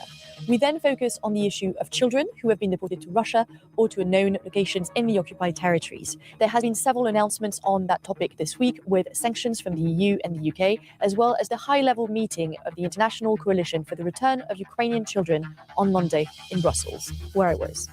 Which you'd think would be a bigger focus, right? You'd think that would be talked about more in the United States government. When we're talking about aid and assistance and we're talking about the depravity of the Russian military, the depravity of Vladimir Putin and his troops, you'd think it would bring up the fact that, they're kidnapping thousands and thousands and we're responsible for kidnapping thousands and thousands of Ukrainian children and shipping them back to Russia to force them to live with different families, to change their heritage, change their name, change everything about them. At this point, you think that would be brought up a lot more frequently inside of our own government to be like, well, this is probably a good reason why we should be in there assisting, why we should be in there, helping as much as humanly possible with direct assistance and not this bullshit end around. We have to deal with the EU, who has to deal with Ukraine. Ukraine deals with the EU, who has to deal with us bullshit. Like, that's fucking asinine. And again, we talked about yesterday how Pete Hegseth was sitting on basically $400 million that had already been appropriated by Congress that could go towards, support and weaponry to help Ukraine.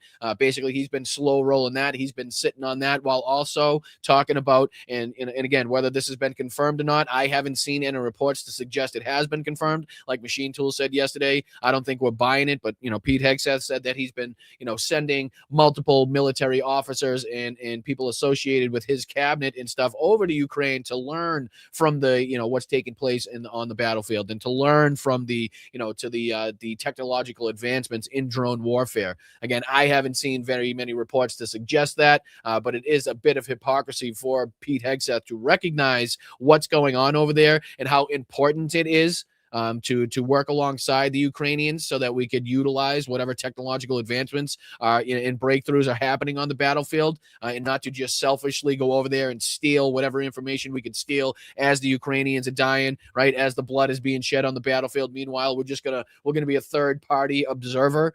in this. We're going to sit there with our with our binoculars, and we're going to sit there with our fucking satellites and watch this take place and learn all the mistakes and learn all of the technological advancements that we could utilize for our own military. But we're not working directly with the Ukrainians as far as aid, support, intelligence, right?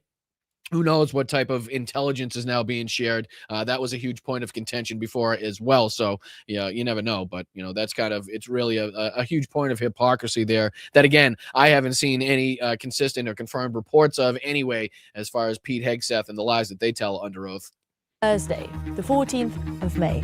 4 years and 79 days since the full-scale invasion began. Today, I'm joined by Labour MP Johanna Baxter and Maxim Maximov, director of the Bring Kids Back initiative in Ukraine. And now let's go to the updates. I will keep things tight today because we have two special interviews on the subject of Ukrainian children, so we want to really focus on that.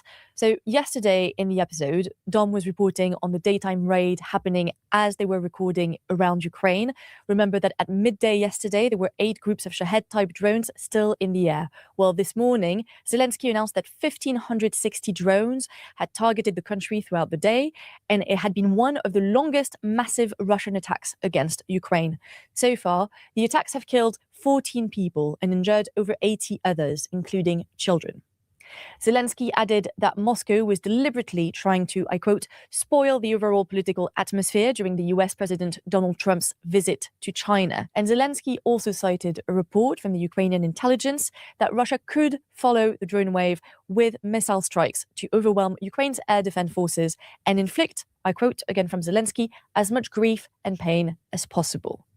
And indeed, well, I think, like I said, that's very clear from the targets that are being hit. Like I said, you're not seeing airfields being targeted. You're not seeing, training facilities for the soldiers being targeted. You're not seeing, military recruitment stations being targeted. You're not seeing, drone facilities and factories that produce, different robotic weaponry. You're not seeing them being targeted, right? You're seeing infrastructure of civilians being targeted over and over and over again. And not like the other ones haven't been targeted before, but on an overwhelming basis, it seems like the civilians are paying the highest price there as far as the drones and missiles that Russia is lobbing into Ukrainian territory. Whereas, like we continue to reiterate, the Ukrainians have done a very substantial job, a very good job at just going after justifiable military targets and not not utilizing the inhumane ability that drones have to bring the fight to anybody. You know what I mean? Much like I said, the Russians continue to do.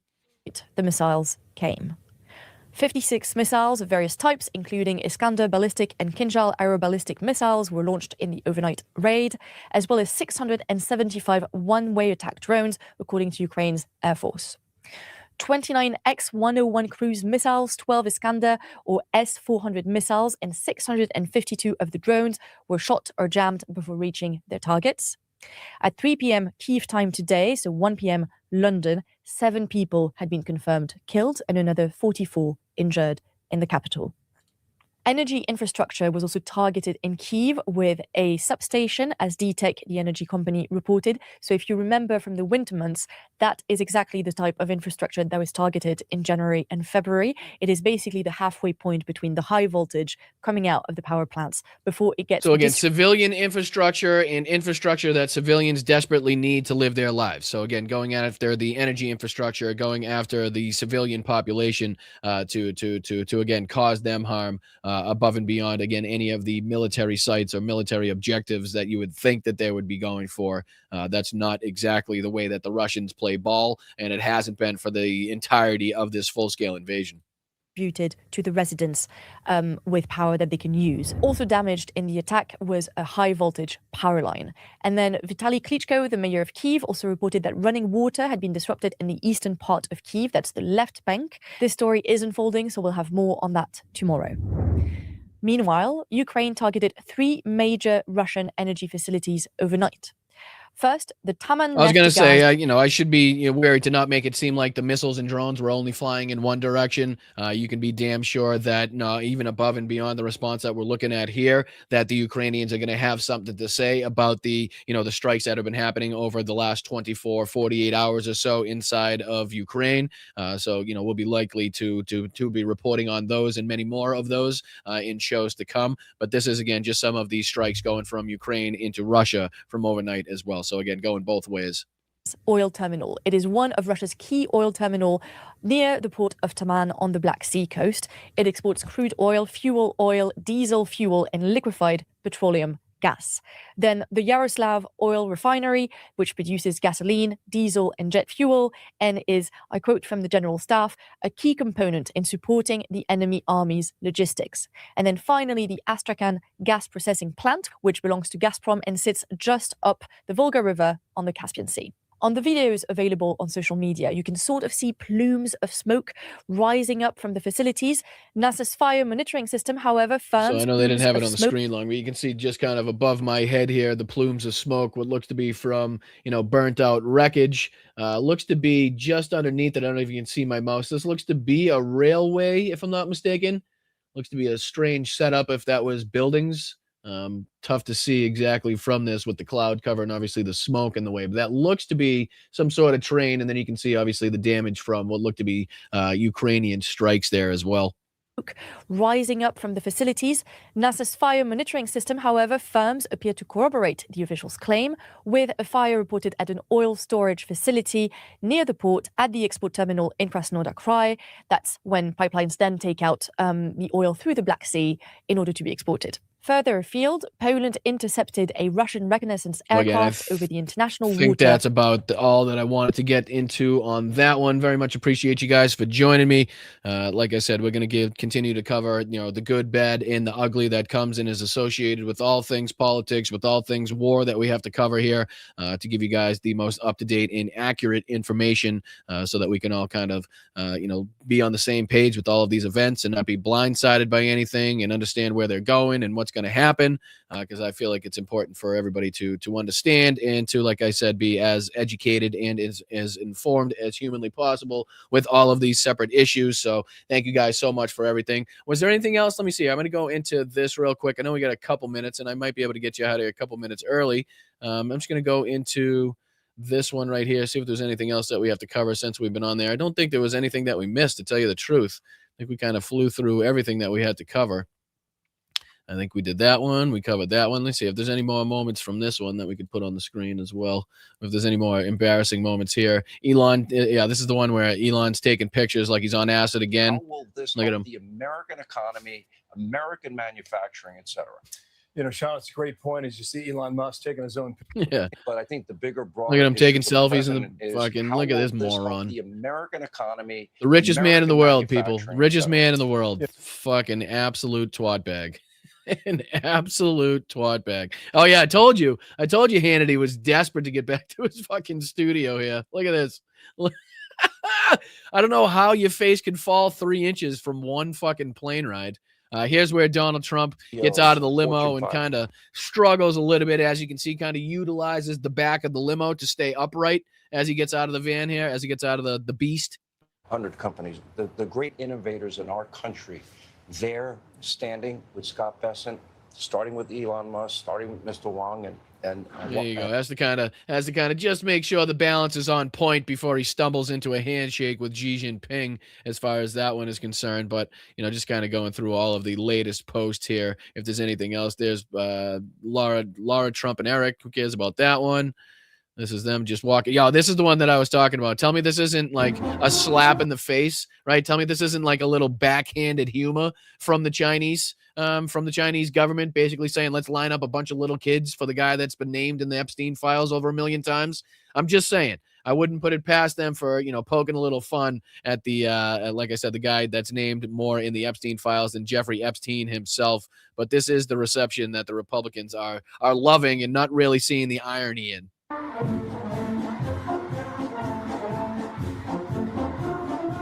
I mean, what more could Donald Trump ask for? A whole line of little kids, right? I mean, as you see, there's one of these clips that I could see where he's actually referencing them here. Yeah, this is this clip right here where he's actually talking about how beautiful the children were, right? Again, something that you might refrain from saying if your name's in the Epstein files over 1 million times. But again, this guy's not one for optics, but here he is saying that too. Senator. Like few I've ever seen before. And I think I was particularly impressed by those children. They were happy. They were beautiful. The military is obvious. It couldn't be better, but those children were amazing and they represent so much. And I know Yeah, settle down on your fucking kid talk there, Chief. You know what I mean? We know your history. We know your past. Here's the one. I think we played this one earlier, but it's probably good to reiterate this one as well. You know, Donald Trump going hat in hand, as we like to say, to Xi Jinping, basically saying that he's the best and greatest leader of all time. Again, not the strongman rhetoric you'd expect from somebody that has so many people crawling out of his anus like Marco Rubio, right above my head. But here he is again, once again, kissing the ass of Xi Jinping. you're a great leader. I say it to everybody. You're a great leader. Sometimes people don't like me saying it, but I say it anyway because it's true. I only say the truth. And I only say the truth. Forget the 30, 40,000 lies I told in my first administration. Here's what's Warhawk, warmonger, bloodthirsty, fucking Disneyland sycophant Lindsey Graham have to say. President Trump's meeting with Xi just started. Lindsey Graham is already talking about legislation to slap China with tariffs. Oh, this guy, he just can't get enough of this shit, right? Somebody's gonna put this motherfucker out of his misery. By me, if China still buys 90% of Iranian oil, they still are the number one purchaser of Russian oil and gas. When this summit is over and we do nothing This guy about ever sober? Why does he always sound shit-faced? I've never met somebody like that where it's just no matter where. Well, I mean, I guess you could talk about Pete Hegseth. All right. And then there's Kash Patel. All right. So there's several people like that, but he always sounds drunk. That guy, he really does. Always sounds shit-faced. And here's the children being brought out for Trump's arrival. Here's where they run out. Again, I think this is, I'm taking this as a big slap in the face, a big ha-ha with his Epstein files relations. And like, you know what we should do? We should just, we'll laugh. We'll laugh in his face without really making people aware of it. And we'll just line up a bunch of little kids because that's what he's going to love. United States does. We are in the pole position. We're in the strong position because of the actions and steps that Donald Trump has taken. So I think now the time is to hold the line, stay strong, make China come to us. China's begging. Again, all of these things that they say about the big, strong, tough guy getting deals done and coming to us and having to work on certain situations, it's like that's not what's happening. I didn't see a deal being signed. I didn't see anything being agreed to. I saw these, again, mealy-mouthed promises that China never fucking agrees to, like we talked about earlier in the show. You can go through the history of just recently China reneging on all of their deals under Donald Trump, and it's likely that we're going to continue to see that. All they have to do is tell Donald Trump one thing, they'll have a great meeting and get some propaganda out of it. Meanwhile, again, they're sliding wedges in between the U.S. and our allies, trying to again offer up help where the United States is either incapable or unable to help them, like places like Thailand, Australia, etc. As we've seen in the oil crunch and the price gouging of what's been going on here since the war in Iran started. I think that was kind of all of them that I wanted to go through as well. I think that kind of gets us up to speed, up to date. That's one we showed where Elon is on acid. But I think that's pretty much everything as far as that's concerned. And like I said, we're kind of in a waiting period, a hovering period, if you will, with the war in Iran. A lot of people, kind of reporting and suggesting that a decision will be made or something is likely to kick back off as soon as Donald Trump gets back from his trip, to China. So that's something that we're going to have to obviously keep our eyes on and something that we're going to have to be reporting on. Like I said, it's going to be probably, in my estimation, escalation and not negotiation, as it were. But I very much appreciate you guys for sticking me. What do you say we get through thanking some people here for their kind contributions for the day? Anybody sending in a Venmo, just up here in the corner, again, $1 or $2. Anything above and beyond that goes to you guys. It's totally up to you guys and your financial capabilities. Thank you so much to Nina C. Very much appreciate you. From Namaste on YouTube, randomly met a young gal from Ukraine at a local restaurant and tipped her matching amount of our dinner. Slava Ukraine. Oh, that's awesome. That's very nice of you. She was obviously the waitress, and Nina was nice enough to tip her the matching amount of the dinner as far as the tip is concerned. So very nice of you to do. Slava Ukraini to you, Nina. Very much appreciate you for contributing to the show, as always. A few more people contributing today. Thank you so much to Jeff, as always, for his 420. Let's see what note that you put on this one this time. No tax on tips, just the tip news headline 1. Trump touts booming Panda Express expansion in U.S. and his love of McDonald's sweet and sour dipping sauces as example of unity between our two nations. Seriously though, Brian, Sabres or Canadians tonight, I need to win back my house. Again, I'll refrain from giving out any betting advice on here, but I do love the first part of this where Trump is touting Panda Express's expansion in the United States and his love of McDonald's sweet and sour dipping sauce as an example of unity between our nations. It's not far off from what he was talking about. We played the clip where he says, there's more Chinese restaurants in America than, all 5 of the fast food chains combined. Like that's supposed to be some like sign of partnership, some sign of like cooperation between the two nations. Like what a fucking ignorant slap in the face that was. But thank you so much to Jeff, Nina. Thank you so much to Nancy. Very much appreciate you, Nancy. Loved the Preston Stewart conversation. Oh, I appreciate you for watching. Thank you guys for making sure that got the proper amount of views that it deserved, because I feel like there was some really good information, some good insights in there. Preston has a lot of knowledge on those situations, on what's going on. He does a lot of deep dives into these things, which is, again, why we utilize so many of his videos here to stay up to date as well. So thank you guys so much. Thank you, Nancy, for again, referencing that interview as well. And then over the last couple days, as we like to do, thank you so much to Leslie. Thank you so much to Nina again. Thank you so much to Damon. Thank you so much to Allison, Ricky, Yakov, Jeff once again, Geneva as always. Thank you so much to Roger and Karen. Thank you so much to Roxanne. Thank you so much to Victoria and Tom, Cynthia, Peter, Debbie, Moms, V. Sawyer. You guys all make this show go. Jenny Faye and Corey, MRD. I really do appreciate you guys. Thank you so much for everybody utilizing the QR code up here on the corner to send in $1 or $2. Again, we don't ask much. We're not trying to drive around in Ferraris. We're just trying to be able to keep a roof over our heads and keep bringing you guys the news. That's all we really want to do. So very much appreciate you guys. Let's get over here to the YouTube side of things, and thanks to people over here.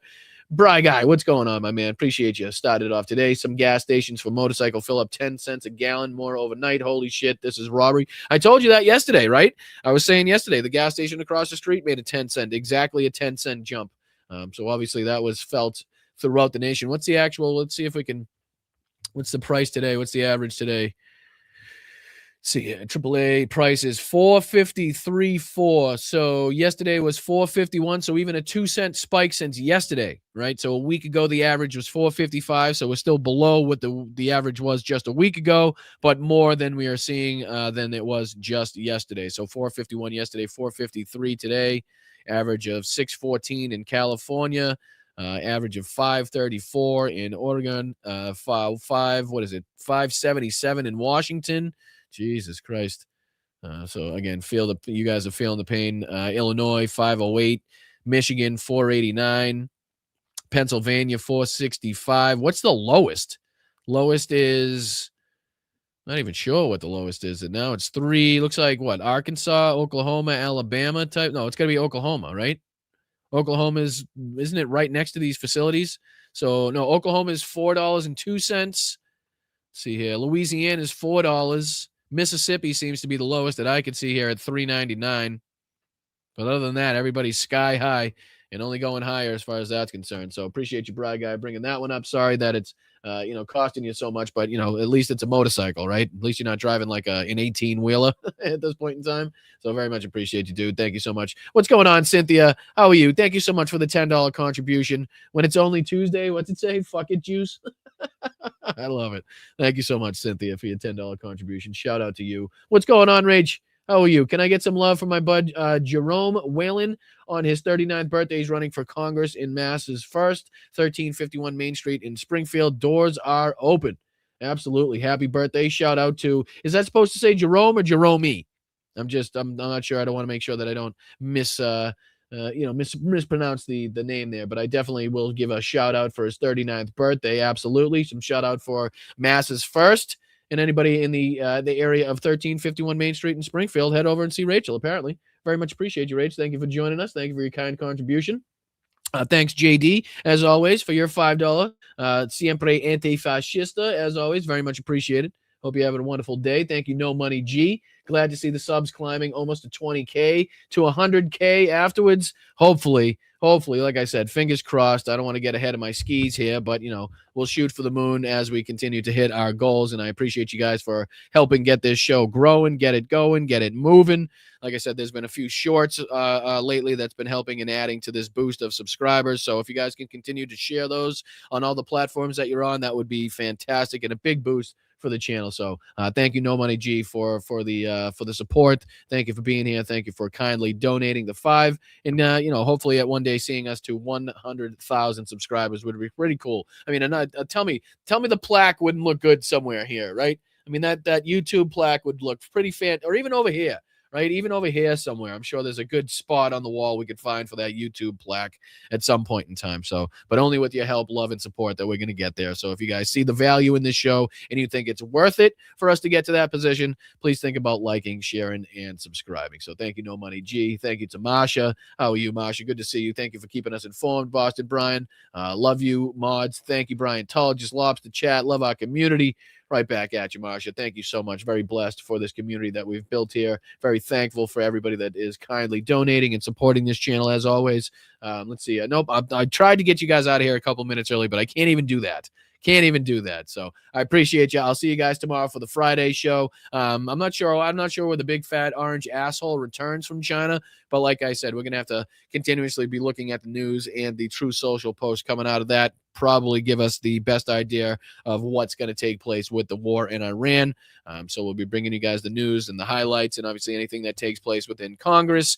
Any other news stories that we can bring you, we'll be sure to bring you. Obviously the insights and the updates coming out of and inside of Ukraine, as we typically do. So make sure you hit that like button. Like I said, we're trying to get to 20,000 subscribers, almost to 19K. Let's fucking go, guys. Let's keep on this pace. That would be fantastic. I'd be happy, more than happy, to share and celebrate the joy of hitting 20,000 with you guys, because it's been your love, your support, and the value that you see in the show that has helped us got to this position.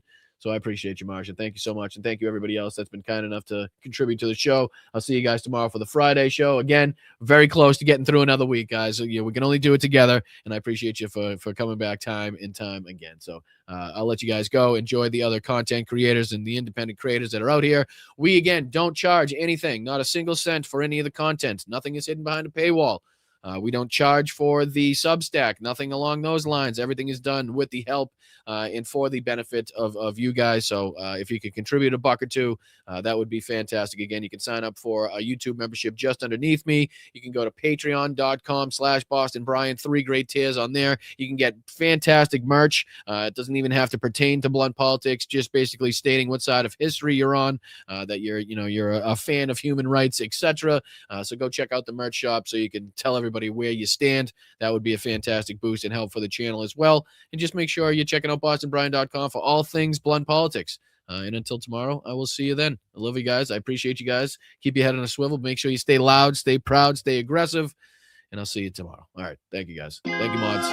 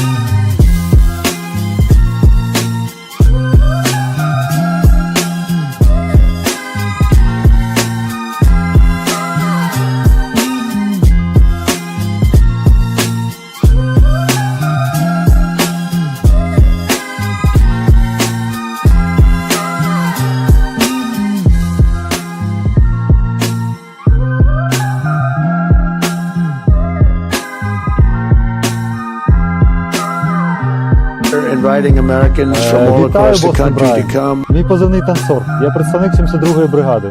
Дякую тобі і твоїм підписникам за цей донат, за цю чудову машину, яка буде нас возити усіх на позиції, захищати Україну і наближати перемогу. Разом усі до перемоги. Дякую.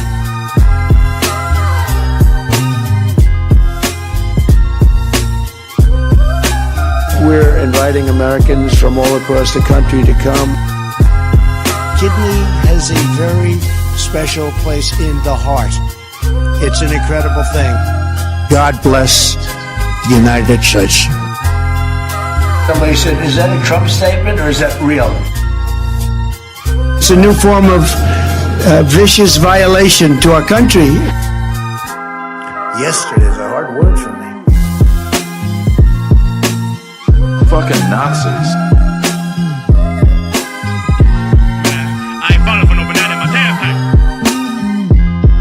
I'm standing up here bashing the living shit out of Nazis.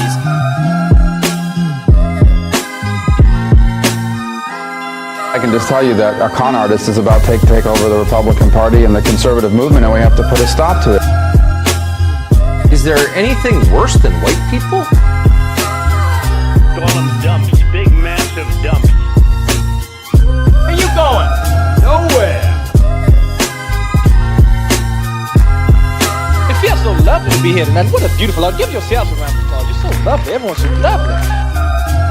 Cacophony, a crescendo, a finale. Вітаю, Босton Брайан. Мій позивний танцор. Я представник 72-ї бригади. Дякую тобі і твоїм підписникам за цей донат, за цю чудову машину, яка буде нас возити усіх на позиції, захищати Україну і наближати перемогу. Разом усі до перемоги. Дякую. Oh, get those lights off! Off! Turn them off. They're too bright. Turn them off. The big, fat, sloppy United States.